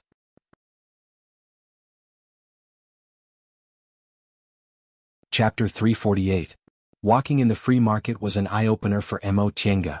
It was not because the things here were good, but because there were many kinds of monster cores. She had never heard of many monster cores. She thought they were the unique demonic beasts in Yunzhong. The cultivators doing business here ranged from the aura refining realm to the foundation building realm. She even saw 2 core formation cultivators. Most of the aura refining cultivators entering and exiting the place looked exhausted and unkempt. Baffled, Mo Chinga asked Ian, why do these aura refining cultivators look so dispirited? Ian answered, these cultivators are all hunting beasts here. Their cultivation levels are relatively low, so they can't hunt high-level demonic beasts. They can only kill first-rank demonic beasts. However, many first-rank demonic beasts don't even have a Yao Dan. It's not easy to find a Yao Dan, and the other materials of demonic beasts aren't worth much. At this point Mo Chinga finally understood. These aura refining cultivators were the lowest level of the cultivators who supported the beast core market on North Pole Island. They did the most tiring and dangerous work to obtain beast cores with great difficulty. They brought them to this free market to sell and earn some spirit stones for their own cultivation. They were not businessmen but workers. In the past, when my father was still alive, he was also like this. Sometimes, when he came back from the sea, he would be so tired that he couldn't even stand steadily, but he still had to pull himself together and come out to sell Yao cores. Ian suddenly said in a daze. Your father? Mo Chinga turned to look at her. Yes. Ian lowered her head and said softly, my father was also an immortal cultivator, but his spirit root wasn't good, and he has already passed away. After a moment of silence, Mo Chinga heaved a sigh and patted Mo Chinga's shoulder to comfort her. Ian revealed a smile. Thank you, Fairy, I'm fine. Father has already passed away for 2 years, I'm already used to it. She turned around, raised her hand and pointed at a small door in the distance. She continued, that's where the Jade Chilan Pavilion's appraisers are located. Even if you don't want to trade, you can still find them to appraise your items. You just have to pay the appraisal fee. Mo Chinga looked up and saw that the small gate was filled with people coming and going. Most of them were buyers and sellers, but there were also some who were alone. She wasn't interested in the appraisal and looked away after a few glances. But a moment later it turned back. No, she seemed to have seen something just now. Mo Chinga strode towards the appraisal room. Fairy? Startled, Ian followed. The small appraisal room was surrounded by several appraisers. Mo Chinga raised her head and looked around, but she didn't see the person she saw just now. Fairy, are you looking for someone? After searching for a while but finding nothing, Mo Chinga finally gave up. She squeezed out of the crowd and shook her head. Maybe I was mistaken. Oh. Ian cleverly didn't ask any more questions. After this incident, Mo Chinga lost interest in shopping. She said, there's nothing to see here. Let's go. Once they left the free market, Mo Chinga didn't want to stroll around anymore. She thought for a moment then said to Ian, I'm going to the seaside for a walk. It's not appropriate to take you with me, you should go back first. Yes. Ian responded, then thought for a moment and said, Fairy, when cultivators go to hunt beasts, most of them go through the northeast pier. The west area is where the major sects are located, so they might not receive guests. Okay, I got it. Hearing her reply, Ian curtsied, then turned around and left. Mo Chinga didn't stay there for long. She left the bazaar, flew into the air and flew east. As she flew, she thought about what happened just now. In that free market she saw a woman dressed in black. That woman's back was very similar to Nie Wuxiang's. According to reason, the road from the eastern sea to the South Pole Island was very hidden. If she hadn't seen the jade slip Mo Yaoqing left behind, the possibility of her finding it was very low. But if she went through the South Sea, the distance from the celestial pole to Yunzhong wasn't only long, but it was also extremely dangerous. How could Nie Wuxiang, a core formation cultivator, get there? Could it be that that woman wasn't Nie Wuxiang and she was mistaken? But that woman's back was too similar to Nie Wuxiang's, and the style of her clothes was also the same. Even if she might have mistaken her back, it was impossible for their clothes to be so similar, right? Mo Chenga knitted her brows and thought for a while, feeling full of questions. Besides, that woman's cultivation level was also in the foundation building realm, which didn't match. However, this wasn't certain. She could restrain her spiritual breath, so could others. She hadn't flown far when she suddenly felt several spiritual auras approaching her. Right now, she was pretending to be in the foundation building realm, so her flying speed was also very slow. These people were also in the foundation building realm. She didn't know what kind of flying magic tools they were using, but they unexpectedly caught up to her very quickly. Mo Chenga intended to give way, but who would have thought that those people would suddenly split up and flank her, completely surrounding her? Upon realizing this, she stopped and watched these cultivators approaching her with a frown. There were both men and women among them, and they all wore the same clothes. They seemed to be disciples of some cultivation group. Gentlemen, what's the matter? 3 early-stage foundation building cultivators and 2 middle-stage foundation building cultivators all had hostile expressions. Mo Chenga frowned. She was just passing by, and this place wasn't the location of the cultivation groups Ian mentioned, so why did these people come? Upon hearing what she said, these people exchanged glances with each other. The middle-stage foundation building cultivator in the lead had a gloomy expression as he shouted, "Hand over the thing." Mo Chenga's frown deepened. Her gaze slowly swept over the cultivators surrounding her and she said, "Gentlemen, you must have mistaken me for someone else, right?" Under her gaze, these cultivators couldn't help but cower. Those with low cultivation levels were even more startled, as if they were being suppressed by a high-level cultivator. However, although this female cultivator's cultivation level was higher than theirs, she was only in the foundation building realm. Once he calmed his mind, the leader once again put on a cold expression. "Mistaken you for someone else? Your accent is obviously the same as that little thief's, yet you still say you're mistaken?" This person's tone was really unpleasant to hear. Moreover, without any explanation, he immediately identified her as a little thief, which made Mo Chenga even more unhappy. However, this wasn't the celestial pole and she was a newcomer, so it was better for her to restrain herself a bit.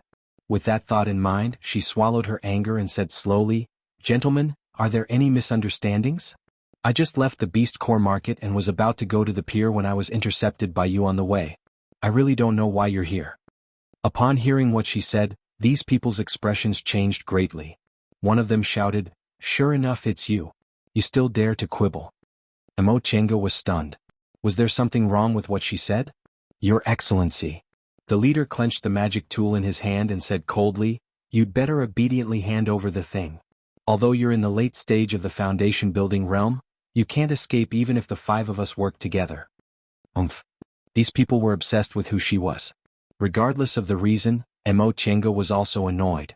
She said coldly, "This is the last time I'm telling you, if I say I'm not, then I'm not. If you want to fight, go ahead." The leader's expression suddenly became unsightly. In the end, he clenched his teeth and signaled his companions with his eyes. Upon receiving his signal, the 5 of them moved almost at the same time.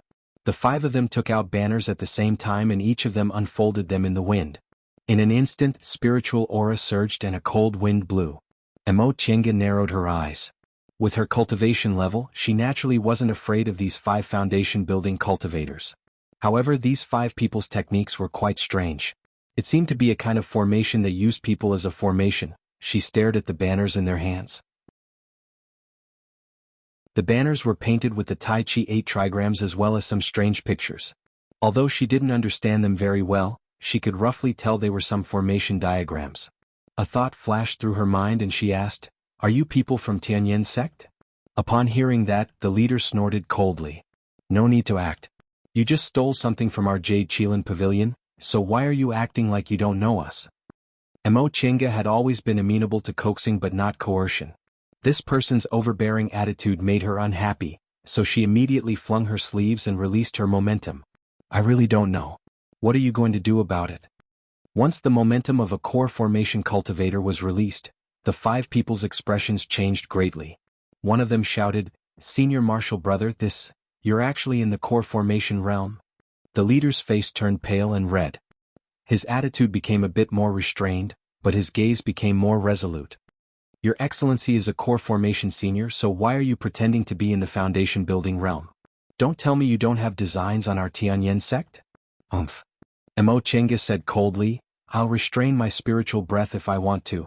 Why should I explain myself to juniors like you?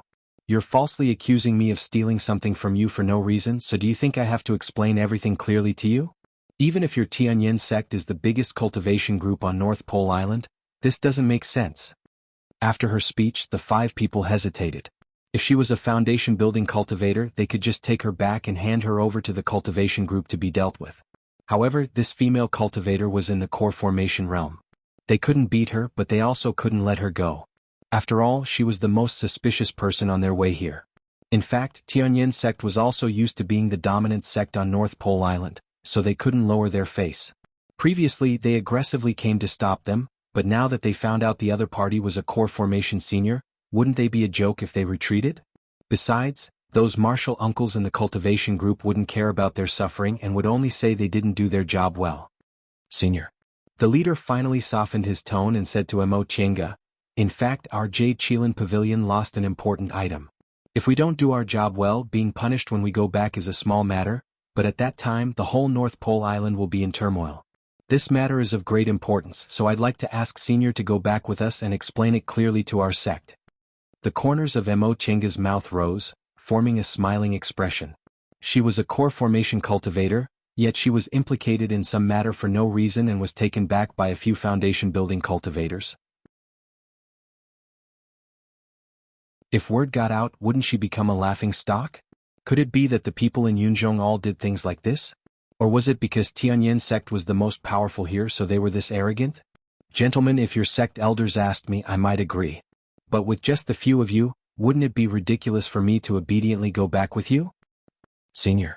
The one who looked the youngest among the 5 people shouted, "Although we're foundation-building cultivators, we represent Tianyan sect. If you're unwilling to go back with us, we'll have to report this to our sect elders. At that time, I'm afraid you won't look good." Junior Marshal Brother Qiao. Once that person finished speaking, the leader immediately shouted. Unfortunately, he'd already said it. When he turned around, he saw that Mo Chenga's face was already covered in a layer of frost. "Good. Go back and report this to your sect elders." She raised her head and arrogantly glanced at the 5 people in front of her. "I'll wait for your sect elders to come and give me an explanation."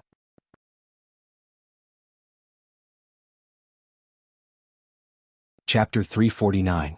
Mo Chenga flung her sleeves and left, and the 5 foundation-building cultivators didn't chase after her. "Senior Marshal Brother, what should we do?" the foundation-building cultivator asked anxiously. Although he was full of momentum just now that Mo Chenga flung her sleeves and left, he was worried. The leader frowned and said angrily, "How would I know? Tianyan sect was indeed the biggest cultivation group on North Pole Island, but they were only foundation-building cultivators and didn't have high-level cultivator seniors. Even if they suffered losses in front of a core formation cultivator, no one would stand up for them. On the contrary, their masters and seniors would think they didn't do their job well. After all, they were the ones who offended the other party with their words first." Thinking of this senior marshal brother had a headache. "Forget it, let's go back first." In the end, he said, "The thing we lost this time is very important, so the martial uncles in the sect will definitely intervene. When we go back, we just need to report it honestly. At worst, we'll just be punished." Yes. The others were all dejected. It was already bad luck for them to lose something when they were in charge of guarding the place. They wanted to chase the person back to make up for their mistake, but they also caused this kind of trouble. With the sect head's strict management, they didn't know how heavy the punishment would be. Mo Chenga didn't mention these people. After flying for a while, she finally stopped. There was no anger on her face, only confusion. From the words of these foundation-building cultivators just now, she deduced what happened. Someone must have stolen some kind of treasure from the Jade Chilan pavilion just now. They chased after the thief, only to discover that she was acting suspiciously, so they thought she was the thief who stole the treasure. This was interesting. Since they regarded her as the thief who stole the treasure, it showed that her figure and cultivation level were similar to the thief's. Moreover, the time when the treasure was stolen should be when she left Jade Qilin Pavilion. In addition, as soon as she spoke, these foundation-building cultivators said her accent was very similar to the thief's. She narrowed her eyes and remembered the figure she saw in Jade Qilin Pavilion that looked like Nie Wuxiang. Although Nie Wuxiang didn't look like her, their figures were similar if they didn't look at their faces. Moreover, at that time her cultivation level also seemed to be in the foundation-building realm. Most importantly, if that person was really Nie Wuxiang, they were both from the celestial pole, so to the people in Yunzhong their accents were indeed similar. Could it be that Nie Wuxiang really came to Yunzhong? Once she thought of this possibility, Mo Qiange felt the situation was far from good. If Nie Wuxiang came to Yunzhong, did she come alone or with her master, Master Songfeng? What exactly did she steal from the Jade Qilin Pavilion? From the looks of these 5 foundation-building cultivators, she must have stolen something extraordinary. She was Master Songfeng's disciple, so she presumably didn't lack spirit stones. If she could buy it, why did she have to steal it? Mo Qiange rubbed her forehead. She had a terrible headache. Why was she so unlucky? He was walking on his own path and did not meddle in other people's business, yet he was dragged into a quarrel again. Regardless of whether her guess was right or not, whether that person was Nie Wuxiang or not, she was already inevitably dragged into this matter. Just now, he didn't treat those foundation establishment cultivators nicely because of their arrogant attitude. The rule of the cultivation world was that the strong were respected. She was a core formation cultivator, so berating several foundation-building cultivators naturally wasn't a problem. Even if these people were disciples of Tianyin sect, the #1 cultivation group on North Pole Island, it was still the same. However, that was all he could do. She was now on North Pole Island. As long as these people reported this matter, her whereabouts should be found very quickly. Due to her identity as a core formation cultivator, Tianyin sect's core formation cultivators would come out. At that time she could not give them any face like she did now. In any case, a powerful dragon couldn't suppress a local snake. Besides, Tianyin sect had 2 nascent soul cultivators, so she couldn't really fall out with them. She originally wanted to go to the docks to see how Yunzhong's cultivators hunted sea beasts and chat with them to learn more about Yunzhong. But now she was no longer in the mood, so she took a detour and simply went back to the inn. Ayan was astonished to see her coming back so quickly. She had just arrived, but this fairy already came back. Sure enough, she was a powerful cultivator. Mo Qiange didn't feel like explaining to her. Before she went back to the cultivation room, she told her, "In the next few days, if I have visitors, just call me directly in the courtyard." Ayan was baffled. This fairy had lived here for more than half a month and hadn't even left the door. No matter how she looked at it, she didn't look like she was visiting a friend. This time she just went out for a trip, but she mentioned visitors. Ayan really didn't understand what was going on. However, she was only a maid hired by the inn to serve cultivators, so she wasn't qualified to ask why, so she just answered, "Yes." Mo Qiange furrowed her brows, stepped into the cultivation room, opened the defensive formation, and entered the virtual sky world. Inside the virtual sky world, everything was normal. Feifei and Xiaohua were playing and Xiaofan was cultivating in the stream. Compared to those two, Xiaofan not only had human-like intelligence, but its behavior was also more human-like. Although it was still a child among demonic beasts, it was very fanatical about cultivation. After entering the virtual sky world, it was even more like a fish in water. At this thought, Mo Qiange's mind wandered. She wasn't very used to the environment of the virtual sky world, but her 3 spiritual beasts didn't have this problem. Perhaps it was because demonic beasts' cultivation method was closer to instinct? Unfortunately, she couldn't use demonic beasts' cultivation method for reference. Otherwise, she and she wouldn't have to be separated. The people from Tianyin sect came faster than she expected. In less than half a day, while Mo Qiange was meditating inside the virtual sky world with her eyes closed, she heard Ayan's voice from outside, telling her that there was a visitor. Mo Qiange sighed, opened her eyes and used her divine sense to order Xiaofan and Xiaohua to come over. "Master, is something the matter?" Mo Qiange stroked Xiaohua, who had thrown itself into her arms, then said to the 2 beasts, "It might be a bit troublesome. You 2 go into the spiritual beast bag first and follow me out." Xiaofan didn't ask anything. Seeing Mo Qiange open the spiritual beast bag, it very consciously went inside. Xiaohua, on the other hand, rolled several times unhappily before reluctantly entering the spiritual beast bag. Mo Qiange put away the 2 spiritual beast bags and made sure all her magic weapons were in the most suitable places, ready to fight at any time. She didn't stay any longer. She went out of the virtual sky world, opened the restriction and walked out. Very. Upon seeing her, Ian stepped forward and bowed. The guest is waiting in the hall. Mo Chinga nodded with a smile, then walked towards the small reception hall. Ian was well trained, so she had already invited the guest into the hall and served them good tea. Right now, the person sitting in the hall was an early-stage core formation female cultivator. She had a head full of pearls and jade, and her clothes were layered with ornaments, looking incomparably gorgeous. Just by looking at her back, one would feel she had a threatening air of nobility. Mo Chinga couldn't help but think of her master, Lord Daoist Jingha. This style was really similar to her master's. If Lord Daoist Jingha had the style of an incapable ruler, then this female cultivator had the style of an empress. This female cultivator was leisurely drinking tea. When she sensed someone coming, she put down the teacup unhurriedly and raised her head to meet Mo Chinga's gaze. At that moment, Mo Chinga couldn't help but be stunned. This female cultivator was beautiful. She had a threatening air of immortality and was also noble and elegant. She was the kind of beauty Mo Chinga had never seen in the cultivation world. Compared with those fairies who looked as elegant as immortals but were in fact vulgar, although this female cultivator had secular magnificence, her temperament was even more detached from the secular world. Upon seeing Mo Chinga, this female cultivator stood up and bowed to greet her. I'm a cultivator from Tianyin sect. My Taoist name is Chizu. Outsiders call me Madame Chizu out of courtesy. Greetings to fellow Taoist. Mo Chinga bowed to return the greeting. Fellow Taoist Chizu is too polite. My surname is Mo and my first name is Qingwei. So it's fellow Taoist Qingwei. Madame Chizu smiled and praised her neither hurriedly nor slowly. Fellow Taoist Qingwei looks so young, but your cultivation level is already in the middle stage of the core formation realm. It's really shocking. Isn't fellow Taoist Chizu also young and beautiful? Why must you make fun of me? Mo Chinga said faintly, then called out to Madame Chizu. Fellow Taoist, please sit. Madame Chizu sat down with a smile, then picked up her teacup again.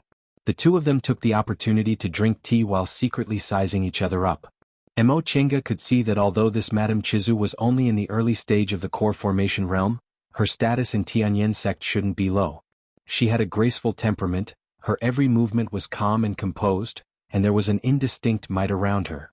Ordinary core formation cultivators didn't have this kind of might.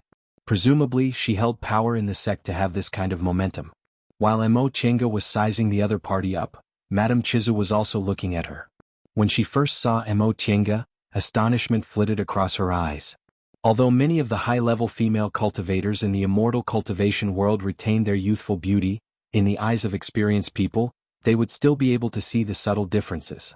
However, this core formation female cultivator she'd never seen on North Pole Island seemed to be very young. Suspicion arose in Madame Chizu's heart. Could it be that she was a disciple of some big cultivation group on the mainland? With that thought in mind, Madame Chizu's eyes flickered. She asked with a smile, Fellow Taoist Qingwei, may I know where you're from and why did you come to North Pole Island?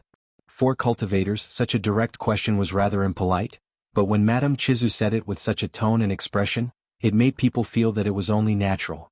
Mo Chinga put down her teacup, then said with a smile, Forgive me, fellow Taoist. I can't tell you my background in detail, but my purpose for coming here is ordinary. I just went out to travel and came here. Madame Chizu raised her eyebrows slightly and asked, Fellow Taoist, you're just traveling and not here to buy beast cores? Mo Chinga answered calmly, If I see suitable beast cores, I'll naturally buy them. However, it doesn't matter if I can't buy them. Upon hearing her answer, Madame Chizu smiled. This kind of behavior was indeed like that of a cultivator from a big cultivation group. Only people like them wouldn't take a huge beast core market like North Pole Island seriously. With that thought in mind, Madame Chizu said slowly, Fellow Taoist Qingwei, I heard from the innkeeper just now that you claim to be an individual cultivator and even suppressed your cultivation level, pretending to be a foundation-building cultivator. May I know if there's any trouble you can't talk about? Mo Chinga smiled faintly. She stared at Madame Chizu but didn't say anything. Under Mo Chinga's gaze, Madame Chizu gradually felt that her question was a bit inappropriate. Since it was a trouble she couldn't talk about, how could she talk about it to an outsider? Fellow Taoist Chizu, Mo Chinga said. I don't like to be ostentatious and I also don't like to talk about my master's background. I don't need to explain this to you, do I? Although Mo Chinga's current expression was smiling, how could a smart person like Madame Chizu not sense the warning in Mo Chinga's words? This thought immediately emerged in Madame Chizu's mind that this woman wasn't someone to be trifled with. Madame Chizu was about to speak, but Mo Chinga raised her hand to stop her. She dusted off her sleeves then said calmly, "I know fellow Taoist's purpose for coming here. Since fellow Taoist treats me politely and I'm not ungrateful, I'll explain it clearly to your group."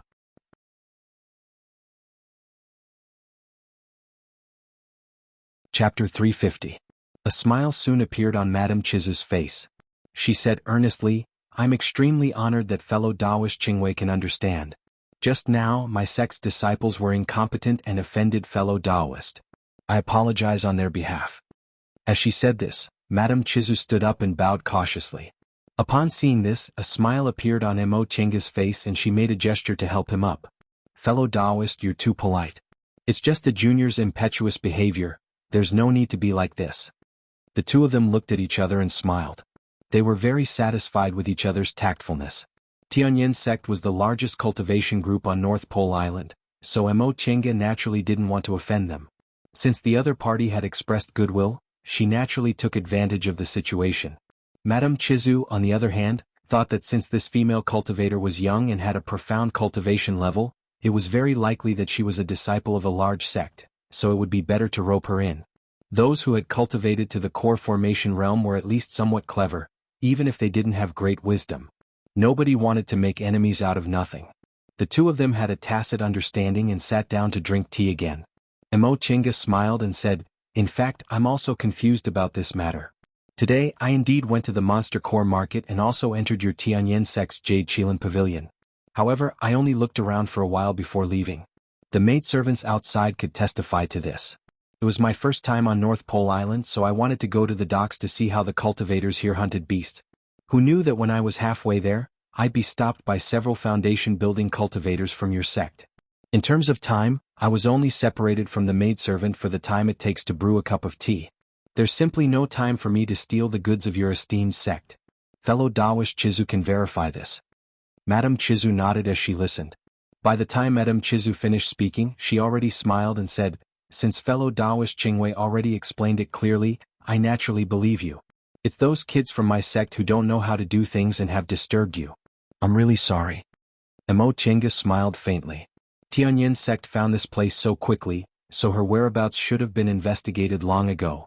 However, in the end she was a core formation cultivator, so a cultivator in the same realm as her had to meet her to completely eliminate suspicion. Since this Madame Chizu believed her the moment she heard what she said, then this matter could be considered to be over. Since it's a misunderstanding, let's just talk about it. Fellow Taoist Chizu, you don't have to worry about it. Mo Chinga paused for a moment then asked after some deliberation, "Fellow Taoist Chizu, logically speaking, this matter is your group's secret. I'm an outsider, so I shouldn't ask too much. However, since this matter involves me, I would like to ask, how is that little thief similar to me, causing your sect's disciples to misunderstand me as a thief? I wonder if fellow Taoist can tell me?" Madame Chizu muttered to herself for a moment then said, "Fellow Taoist Qingwei, this matter involves my group's internal affairs, so please forgive me for not being able to tell you in detail. However, I can answer fellow Taoist's question. According to the disciples of my sect, that thief is a foundation establishment female cultivator. Whether it's her figure or her cultivation level, both match fellow Taoists. Most importantly, fellow Taoist's accent is exactly the same as that person's. Even if they aren't the same person, they should be from the same hometown." "I see." Mo Chinga's expression didn't change as she nodded faintly. Seeing that Mo Chinga's expression didn't change, Madame Chizu pondered for a moment. In the end she stood up and said with a smile, "Fellow Taoist Qingwei, my humble sect still has a lot of chores to take care of. Since the misunderstanding has been resolved, I should also take my leave. I'm very sorry for disturbing you this time. If fellow Taoist Qingwei is still on North Pole Island, I'll invite you to a gathering again." Fellow Taoist Chizu is too polite. Mo Chinga also stood up. "Since fellow Taoist has something to do, I won't say much. I hope we'll have a chance to meet again in the future." Madame Chizu smiled and curtsied. "I hope so." After seeing Madame Chizu off, Mo Chinga returned to the small hall, and her expression immediately darkened. In Jade Pavilion she saw a figure similar to Nya Wuxiang, who seemed to be in the foundation building realm. Jade Qilan Pavilion was robbed at that time. The thief's cultivation level and figure were similar. Tianyin sect's disciples said her accent was also similar to that person's. In the whole of North Pole Island and even in Yunzhong, aside from people who also came from the Celestial Pole, who else would have a similar accent as her? With so many coincidences coming together, the answer was already on the verge of being revealed. Nie Wuxiang. She wasn't mistaken. That person was indeed Nie Wuxiang. In this way it triggered another fatal speculation. Did Nie Wuxiang come alone or with Master Song Feng? Thinking of this possibility, Mo Chenga's face turned pale. She wasn't afraid of rushing into Yunzhong alone. In any case, she was a core formation cultivator now, so she was confident that she could already hold her own with her own abilities. But if she really ran into Master Song Feng here, it would be a disaster. She had lived for more than 100 years and met many nascent soul cultivators, but only this Master Song Feng made her feel fear from the bottom of her heart. Because of this person, she almost experienced the most terrifying thing a woman could do.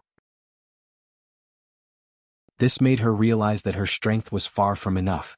Only by standing at the top of the cultivators could she guarantee that she wouldn't get hurt. If she had the chance, she wished she could grind this person's bones and scatter his ashes. But now her strength wasn't enough. If she ran into Master Song Feng again, she might not be so lucky. Fairy. Ayan's trembling voice rang in her ears. Mo Chenga turned around, put away her gloomy expression, and asked faintly, "What's wrong?" Ayan hesitated for a long time, then asked cautiously, "Fairy, you haven't offended Tianyin sect, right?" Mo Chenga frowned. "Did your shopkeeper ask me to ask?"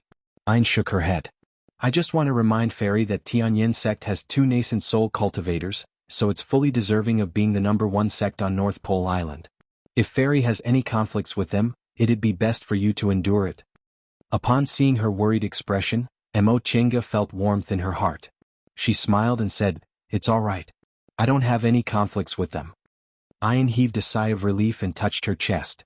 "That's good. Fairy is an amiable person. I don't want Fairy to suffer losses here." Hearing what she said, Mo Chenga smiled. "Thank you." Before long, the inn's shopkeeper Dong hurried over and respectfully apologized to Mo Chenga. As it turned out, when Madame Chizu came to visit, he already knew that Mo Chenga was a core formation cultivator. He felt that his hospitality wasn't satisfactory and didn't match her status as a core formation cultivator, so he especially came to ask Mo Chenga if she needed anything. Mo Chenga deliberately lowered her cultivation level, so she naturally didn't have any other opinions. She just expressed that she didn't need anything and that things were fine as they were, then sent shopkeeper Dong away. After shopkeeper Dong left, she told Ayan that she wouldn't go out during this period of time and that if anyone came to visit, she should just decline and not disturb them. Soon after, she returned to the cultivation room, opened the defensive formation and entered the virtual sky world. Just a moment ago, she thought of another possibility. People came and went in the beast core market, and there were many cultivators leaving at every moment. How did those 5 foundation building cultivators catch up with her so coincidentally? Even if there weren't many female foundation building cultivators, and there were even fewer who had a similar figure to Nie Wuxiang, it was still impossible for them to target her so quickly, right? Thinking about it this way, it was very likely that Nie Wuxiang left in the same direction as her, so when those foundation building cultivators saw her, they naturally regarded her as a thief.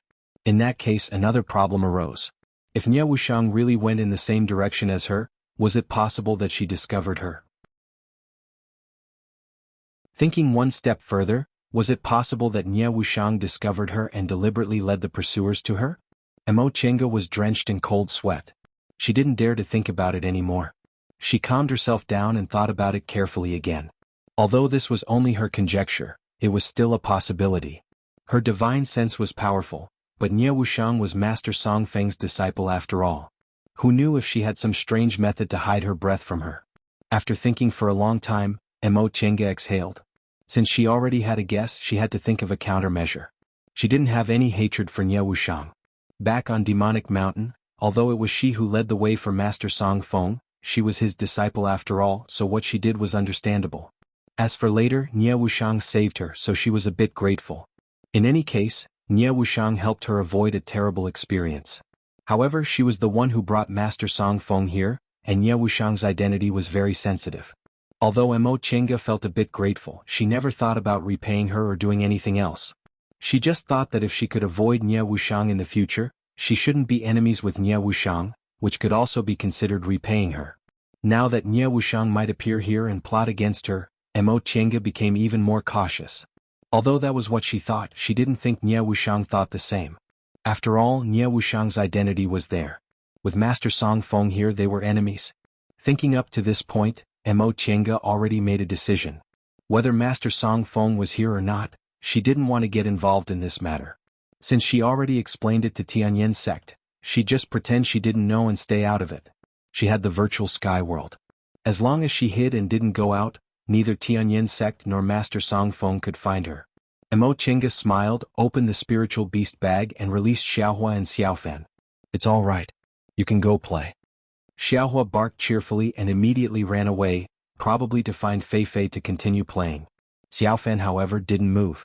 She floated in the air and said with some worry, "Master, are you worried?" Mo Qiange was stunned. Xiaofan said, "The space between your eyebrows is wrinkled. Is there some trouble?" Mo Qiange was stunned for a moment, then smiled. "It's nothing.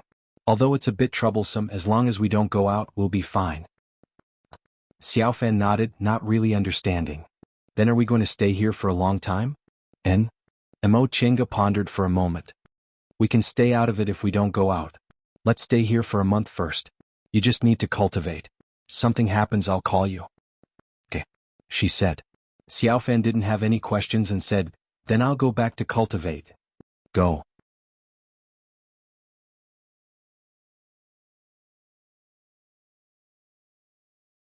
Chapter 351. Another half a month passed by. During this half a month, Mo Qiange didn't go out. She just quietly cultivated in the virtual sky world and refined her magic weapons. The cultivators from Tianyin sect didn't come again, and Ian also didn't disturb her. This made her sigh of relief, but at the same time she felt a bit worried. Was that person Nie Wuxiang? Did Master Song Feng come to Yunzhong with her? What happened between her and Tianyin sect? She really wanted to know about these things, but it was inconvenient to ask in the current situation, so she could only suppress her curiosity and continue to refine her magic weapons. While she was concentrating on refining, she suddenly heard Ian's anxious voice.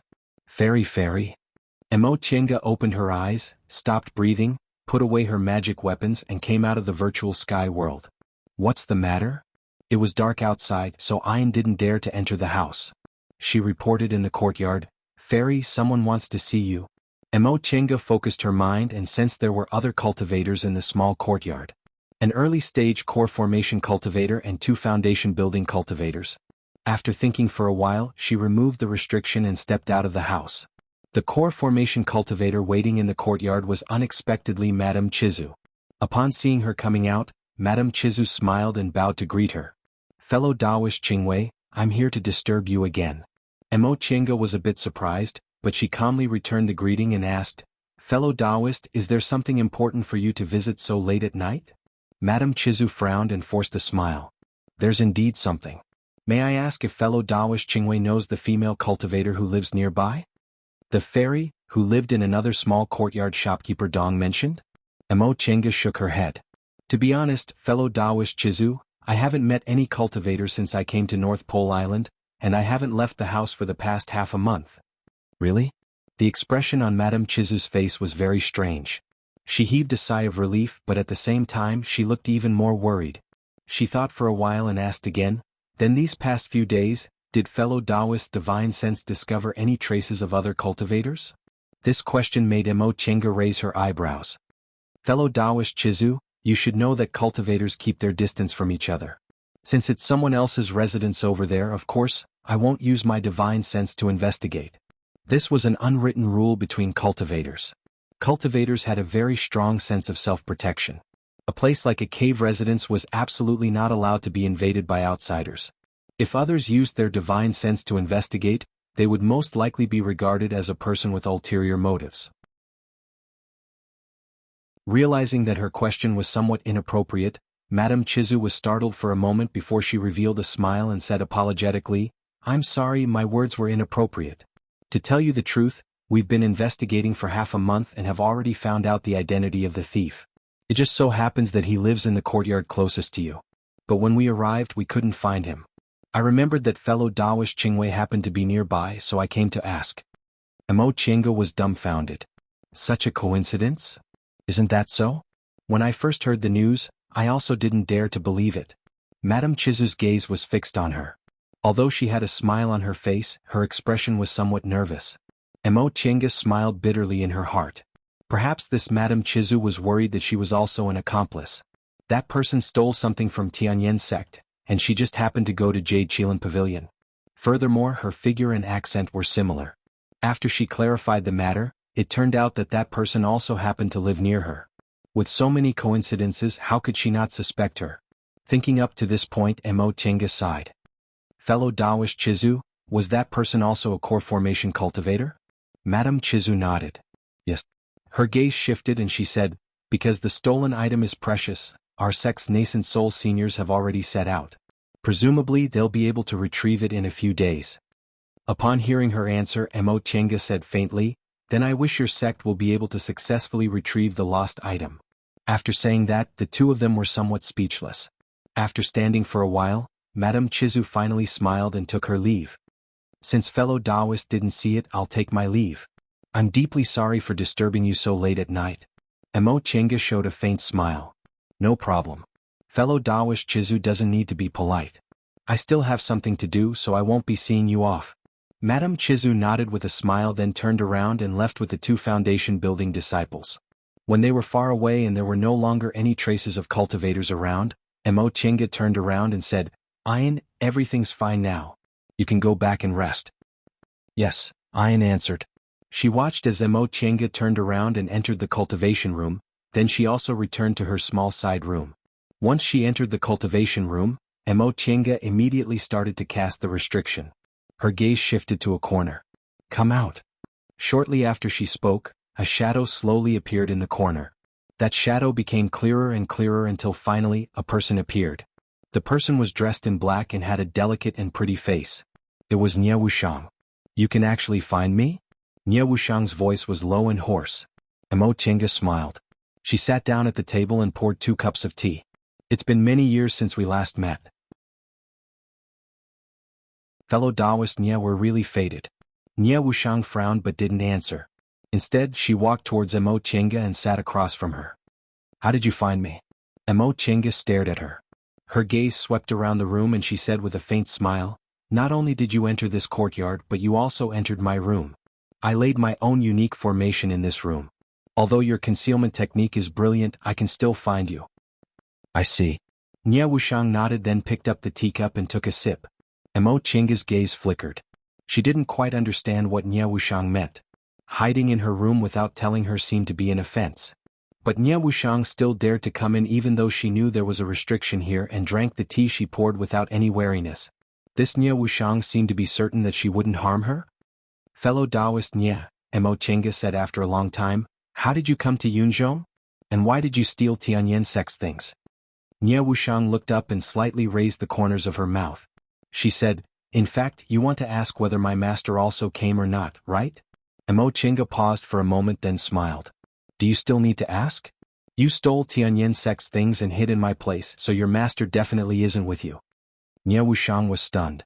She lowered her eyes and held the teacup without saying anything. Emo Chenga felt the situation before her was a bit strange.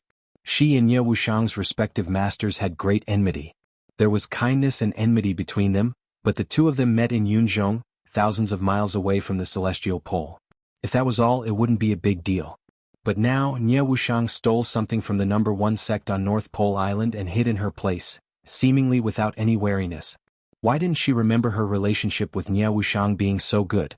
In any case, Nie Wuxiang was well aware that she was inside the formation and restriction, but she was still so calm, so she probably didn't have any hostility. Just as Emo Chenga was thinking, Nie Wuxiang stopped contemplating, looked up and asked, Fellow Daoist Emo, how did you come to Yunzhong? Where's your husband? Did he come with you? Emo Chenga was stunned. You know, I have a Daoist partner? Nie Wuxiang's lips curved into a smile. Fellow Daoist Emo, don't underestimate the fame of the two of you. Your husband formed his nascent soul in his early 200 years and is in the limelight in the celestial pole. As for you, you're also a genius who formed your gold core before turning 100 years old. The news of the two of you cultivating as dual cultivators has pretty much spread in the celestial pole. As long as I pay attention, I'll naturally find out.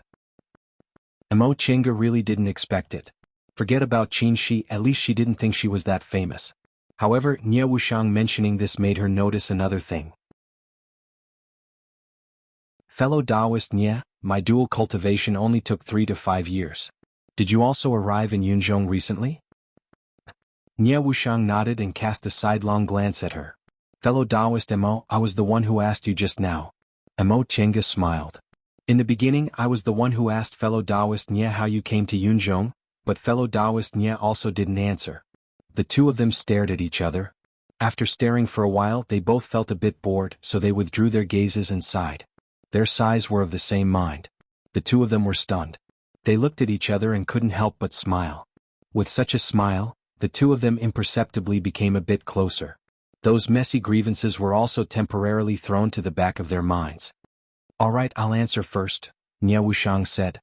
Nie Wuxiang said, I got a treasure from my master. With the help of this treasure, I was able to safely cross the South Sea. But I went in the wrong direction and drifted to North Pole Island. She then looked at Mo Tienga. What about you? How did you come to Yunzhong? I don't see your husband. Don't tell me you're also alone? Mo Tienga answered, yes, I'm indeed alone. Originally, I just broke through to the middle stage of the core formation realm, so I went out to travel. Later, I accidentally found a path, so I came to Yunzhong. The two of them spoke vaguely. After all, their relationship was complicated, so some things didn't need to be explained too clearly. After giving a brief explanation, Mo Chenga asked, fellow Taoist Nie, you stole something from Tianyin sect and then hid in my place. What's the meaning of this? What? You don't want me to hide? Nie Wuxiang asked instead of answering. Mo Chenga was dumbfounded. She then shook her head. I don't want to meddle in your business, nor do I want to catch thieves for Tianyin sect. Where you are has nothing to do with me. Upon hearing that, Nie Wuxiang smiled. That being the case, why do you have to ask? Mo Chenga frowned and said, fellow Taoist Nie, you're now in my cultivation room. If I don't ask, how can I continue living here? Nie Wuxiang thought for a moment then nodded. What you said makes sense. Alright, let's talk about our relationship first. Mo Chenga always felt that the Nie Wuxiang in front of her was different from the one she met on Demonic Mountain, and even more different from the one she met at the sect more than 60 years ago. Although the previous Nie Wuxiang had a delicate appearance, she looked vicious and had a strange character.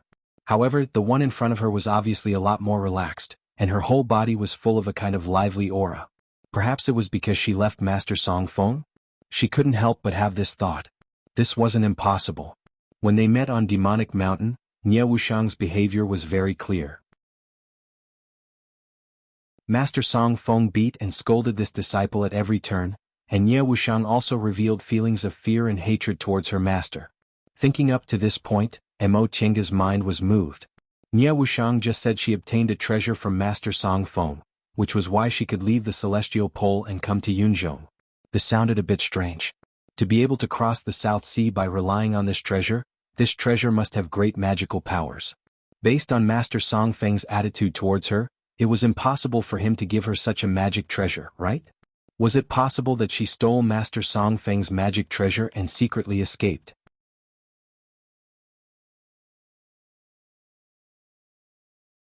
Chapter 352. Seeing Mo Chenga staring at her like that, Nie Wuxiang was bewildered and looked down at herself. What's wrong? Mo Chenga smiled and went straight to the point. Did you escape? Nie Wuxiang's expression darkened in an instant, and she clenched her fists. Mo Chenga glanced at her hand and said, don't forget you were in my formation. Nie Wuxiang was startled and relaxed. After a while she finally said, yes, I betrayed my master, stole his treasured magic weapon and fled the celestial pole. At this point she stared at Mo Chenga. Are you happy now? After confirming her guess, Mo Chenga finally felt like a huge rock had been lifted from her heart. The enmity between her and Nie Wuxiang was because of Master Song Feng. If she left Master Song Feng, the two of them wouldn't be enemies. She smiled and looked at Nie Wuxiang. Yes, I'm very happy. Aren't you happy? Such calmness stunned Nie Wuxiang. She stared at Mo Chenga with complicated feelings. She remembered the first time she saw her, she was only in the middle stage of the foundation building realm. As Lord Taoist Jinghe's disciple, she received female guests at Lord Taoist Xuanin's soul formation ceremony.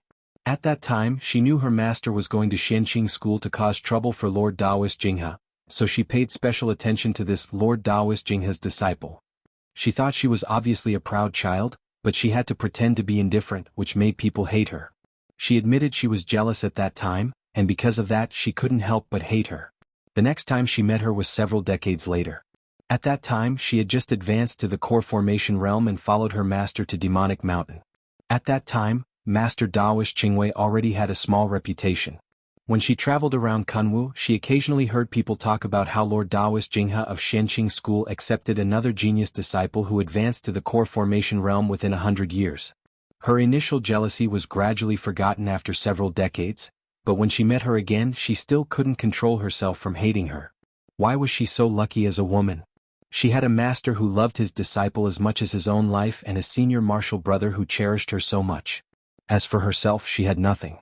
Seeing how perfect she was, she hated herself for her imperfections. However, when her master wanted to destroy this perfection and let the three of them taste the disgusting taste of swallowing a fly, she couldn't bear it anymore. Therefore, she tampered with the order and even went back to stop it when her master was rushing to Jade Palace. She couldn't figure out why she would do that. Perhaps it was because of her perfection that he had a longing for her, so he couldn't bear to destroy her? Or perhaps as a woman such a thing was too cruel, so cruel that even she couldn't accept it. It was no longer necessary to investigate the reason. By the time she reacted, she had already done so. Then, when her master went to Jade Palace, she left Demonic Mountain almost as if she was fleeing for her life. She was very afraid. She was afraid of how her master would punish her if he knew that she had done such a thing. Would he be so angry that he would slap her to death? Or should he trap her in the original devil pool and make her suffer a fate worse than death? But even though she was so scared that she could hardly control herself, she never regretted it. Who would have thought that a change would occur on Demonic Mountain and she would escape a calamity instead? Although her master fled in disarray, he was seriously injured and didn't know what she had done. In the following 10 years, her master had been in closed-door meditation to heal his injuries and had no time to pay attention to her. She was relieved for the time being, but she was still concerned about this matter. Her master would find out sooner or later. When he found out, she would be lucky if she could be slapped to death by him. She didn't want to die and wanted to live a better life, so her desire to escape became more and more urgent day by day. Her master was seriously injured and had no time to care about her. Was there a better time than now? She planned for a long time and finally made up her mind. She decided to go all the way and steal her master's magic weapon while he was healing his injuries and fled the celestial pole. From that moment on, she had no late-stage nascent soul master and no backer. However, she had freedom, the freedom she yearned for day and night. Crossing the South Sea and escaping from the celestial pole was a dangerous move for her. She knew better than anyone else about her master's vengeful personality. Since she had betrayed her master, there was no way out. If she was caught by him, she would be in a state worse than death. That being the case, she might as well risk it. Even if she died in the South Sea, it would be better than the rest of her life.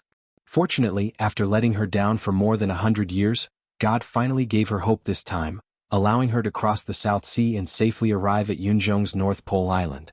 But she never expected that she would meet Master Daoist Qingwei here again.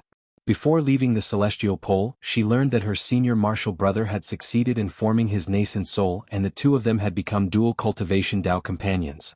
According to reason, shouldn't they be inseparable at this time? Why were they separated and came to Yunzhong thousands of miles away by themselves? She felt very confused. She suddenly realized she couldn't understand this, God's favored one. Mo Chinga raised her eyebrows and asked, "What's wrong?" She didn't speak for a long time. Nie Wuxiang withdrew her gaze and said faintly, "Nothing. I just suddenly realized I don't seem to understand you." Mo Chinga frowned. She didn't quite understand what Nie Wuxiang meant. In the next moment, Nie Wuxiang smiled. "Forget it. Let's not talk about these things. Let's continue to discuss our relationship." Mo Chinga waved her hand. "Since you've left your master, even if we're not friends, we won't be enemies. Of course, as long as you're not hostile." Nie Wuxiang stared at her, her gaze becoming complicated again. You also saved me." She smiled. "In any case, you were the one who stopped that matter in the end. I didn't have a chance back then, so I have to thank you now." Nie Wuxiang's gaze moved. It could be said that the reason she was sitting here today was directly caused by this matter. If she hadn't saved Mo Chinga, she wouldn't have chosen to escape out of fear of her master's punishment, and she wouldn't have taken the risk to cross the South Sea and come to North Pole Island. "Why are you thanking me? If I hadn't taken master there, you wouldn't have." Emo Chenga just smiled. Not long after you left, you brought your master back. Presumably your master was nearby, right? With his divine sense as the first late-stage nascent soul cultivator in the celestial pole, I'm afraid he'd have discovered us long ago. Of course, it's not that I don't care at all. It's just that the enmity between you and me is all because of your master. Since you've already left him, there's no need to mention it again. Nie Wuxiang's expression was complicated. She stared at her for a long time before she finally said, "That day it wasn't me who took my master there. As soon as we came out of the fog, we were discovered by him." Emo Chenga wasn't surprised to hear this. She just nodded lightly. "I see." Judging from Nie Wuxiang's attitude this time, Emo Chenga already guessed that Nie Wuxiang wasn't hostile towards her. That was for the best. Emo Chenga didn't want to be enemies with Nie Wuxiang. The two of them were silent for a long time before Emo Chenga asked, "Do you have anything else to say?" Nie Wuxiang shook her head, hesitated for a moment, then nodded. "You don't have to worry about Tianyan sect implicating you. I don't think they can discover me even if they're nascent soul cultivators." "You're that confident?" Emo Chenga was a bit surprised. In fact, she wasn't afraid of being implicated. Her unique formation wasn't a common one. Even a nascent soul cultivator's divine sense would be blocked outside. Nie Wuxiang curled her lips into a proud smile. "My concealment technique has never failed. Otherwise, how could I dare to steal things from Tianyan sect?" That was true. Without Master Song Feng, she was only an early-stage core formation cultivator now. How could she fight against Tianyan sect, which had two nascent soul cultivators? Since she dared to do it, she naturally had something to rely on. Emo Chenga thought for a moment, then asked, "Why did you want to steal things from Tianyan sect?" Upon seeing Nie Wuxiang's hesitant expression, Emo Chenga added, "I'm just asking. If you don't want to answer, you don't have to." "There's nothing I can't say." Nie Wuxiang revealed a bitter smile. She lowered her head to look at her gloved hands and said softly, "You should know what kind of cultivator my master is, right?" Emo Chenga didn't answer. She didn't understand what Nie Wuxiang meant. Nie Wuxiang sighed, then continued to say, "What the celestial pole says is correct.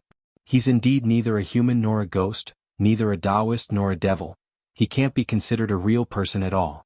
Although what I practice isn't his main cultivation technique, what kind of good things could he possibly teach me? I'm a martial cultivator, yet I've almost reached my current level without any bottlenecks in just over 100 years because he used his own primordial devil aura to open up all my meridians." At this point, she saw Emo Chenga's shocked expression, so her smile became even more bitter. "Correct. From another perspective, I'm also not a pure person. Every once in a while, the primordial devil aura in my body will flare up. At that time, I'd rather die than live." Emo Chenga sucked in a breath of cold air when she heard this. She really didn't expect Master Song Feng to treat his disciple like this. "Is the thing you stole from Tianyan sect related to this?" "Correct." Nie Wuxiang was still staring at her hand in a daze. "Since I left Master, I wanted to live like a human. After I arrived on North Pole Island, I inquired everywhere for a way to eliminate the primordial devil aura. Finally, I heard that Tianyan sect had a treasure." At this point, she looked up at Emo Chenga and revealed a mocking smile. "Everyone says Yunzhong cultivators are more powerful than celestial pole cultivators. In my opinion, it's just that the way they fight is a bit strange. They can't be considered powerful." Emo Chenga was silent. Nie Wuxiang was a martial cultivator, so her way of fighting was very different from Dao cultivators. The two main characteristics of Yunzhong cultivators in fights of magical powers, speed and control of spiritual aura, were useless against her, so it was no wonder she said that. "Then what's next?" Emo Chenga asked. "How long are you going to hide here?" Nie Wuxiang said indifferently, "It won't be too long. That group of idiots won't be able to find me. 3 days later, I'll disguise myself as a cultivator going out to sea and leave North Pole Island." She stared at Emo Chenga, her gaze flickering. "Of course, if you're still afraid I'll implicate you, I can also leave." Emo Chenga stared at her, raised her eyebrows and smiled. "What? You want to provoke me to help you?" Nie Wuxiang was stunned, but she soon smiled helplessly. "Alright, we're not enemies now, but we're not friends either. I just want to stay here. If you want to drive me away, I can't do anything about it, but if you don't, I won't leave."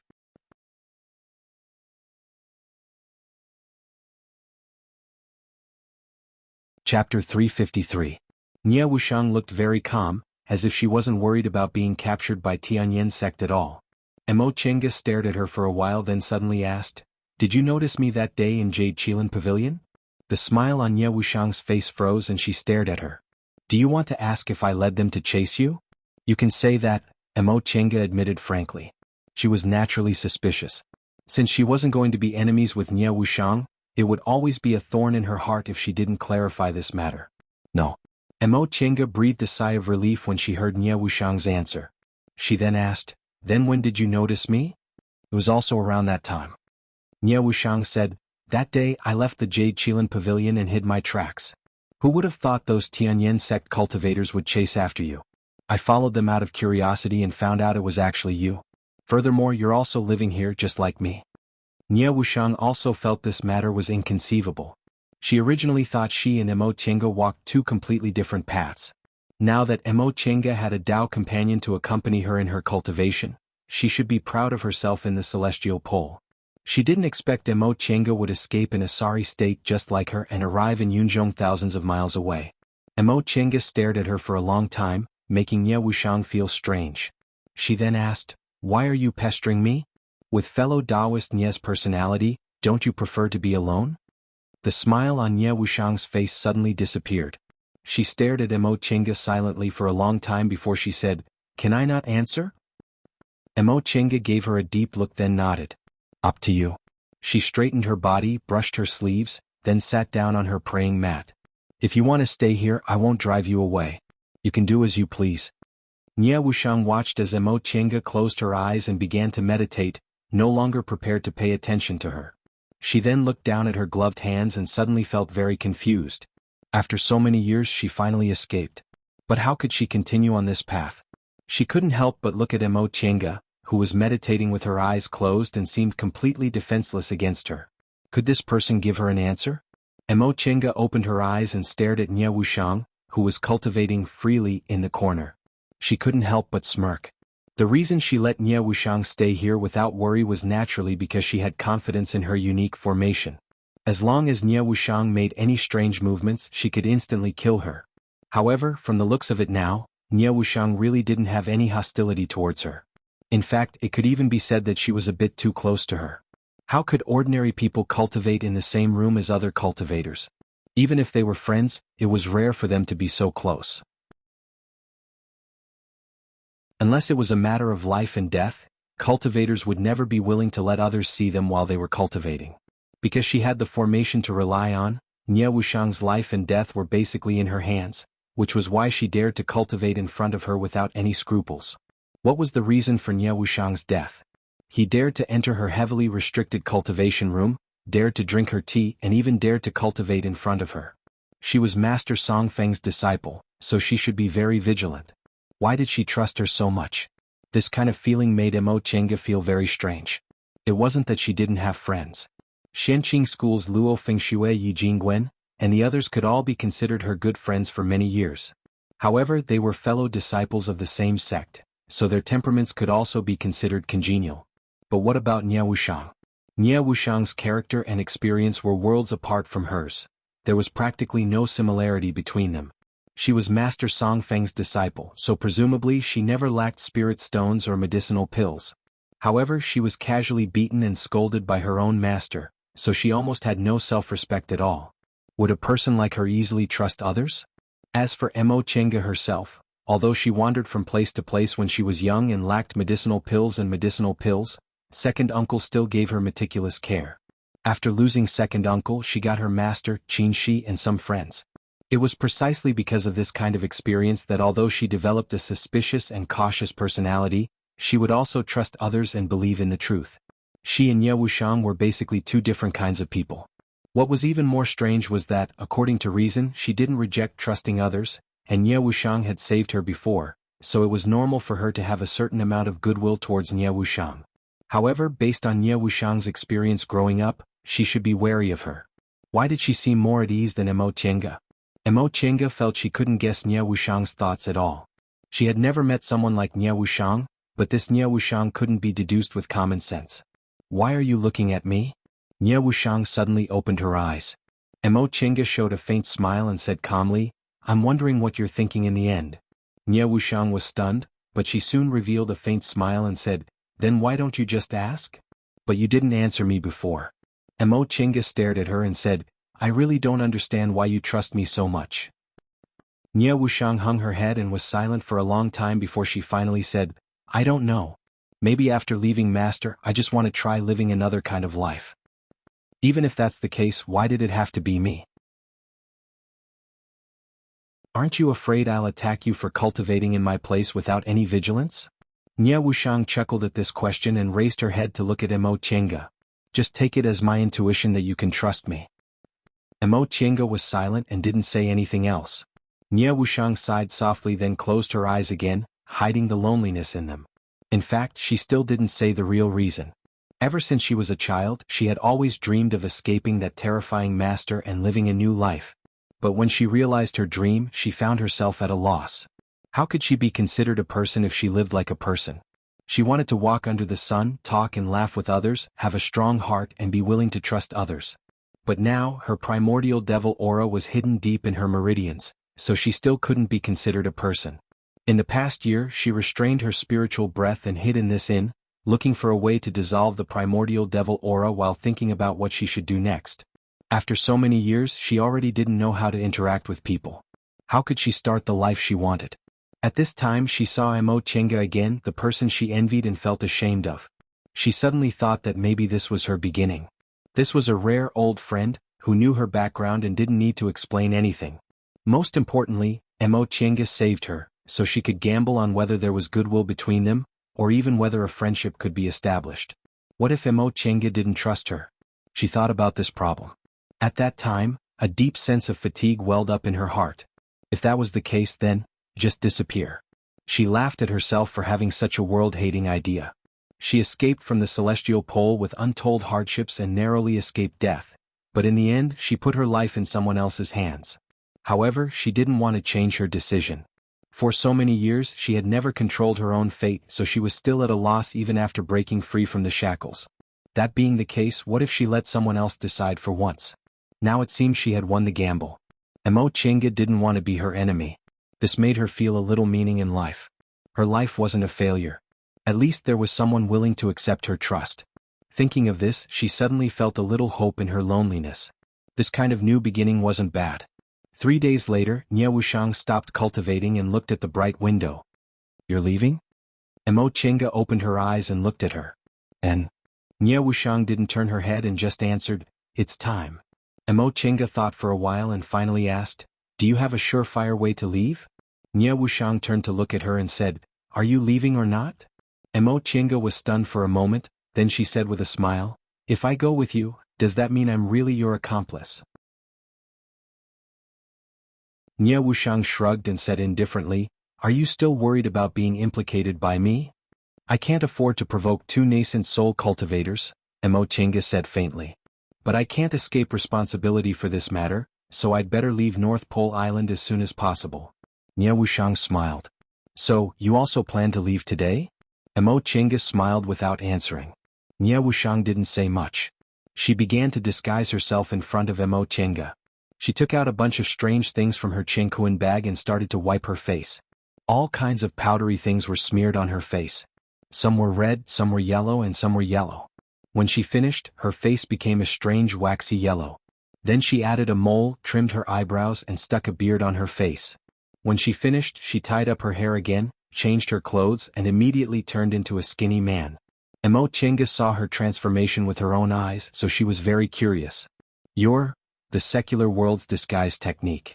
Nye Wuxiang put away the things on the table, picked up a powder box and shook it in front of her. Do you want it? Mo Chinga shook her head and looked at her carefully. She couldn't see any flaws, so she couldn't help but sigh.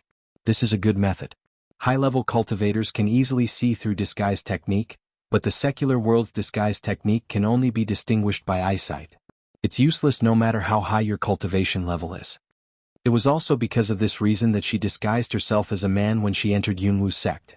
Cultivators possessed magic power, so they often relied on their divine sense and neglected the most fundamental problem of disguise. However, Nye Wuxiang's methods were much more brilliant than hers. She almost became a different person. I'm leaving. After putting away the things, Nye Wuxiang looked up at her. Thank you for taking me in this time. Emo Chinga smiled and didn't stand on ceremony. She asked, "What's your plan after leaving North Pole Island?" "Naturally, I'm going to Yunzhong's inland," Nye Wushang said. North Pole Island's transporting formation has something to do with Tianyin sect, so it's not convenient for me to use it. I can only disguise myself as a cultivator going out to sea and fly there directly. I'll probably go to Eastern Tang first. At that time, I hope we'll be fated to meet again. Emo Chenga nodded. Since she crossed the South Sea and came to Yunzhong, she could naturally fly directly from North Pole Island to Yunzhong's inland. She didn't need to worry about this at all.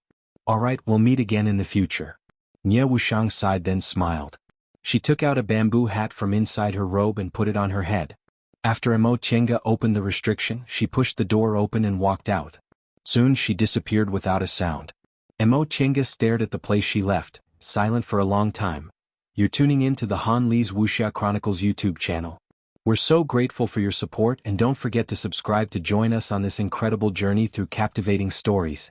Your generosity through donations truly makes a world of difference, as it's the primary source of revenue that allows me to expand and enhance this channel for you. Thank you from the bottom of my heart for being a part of this adventure.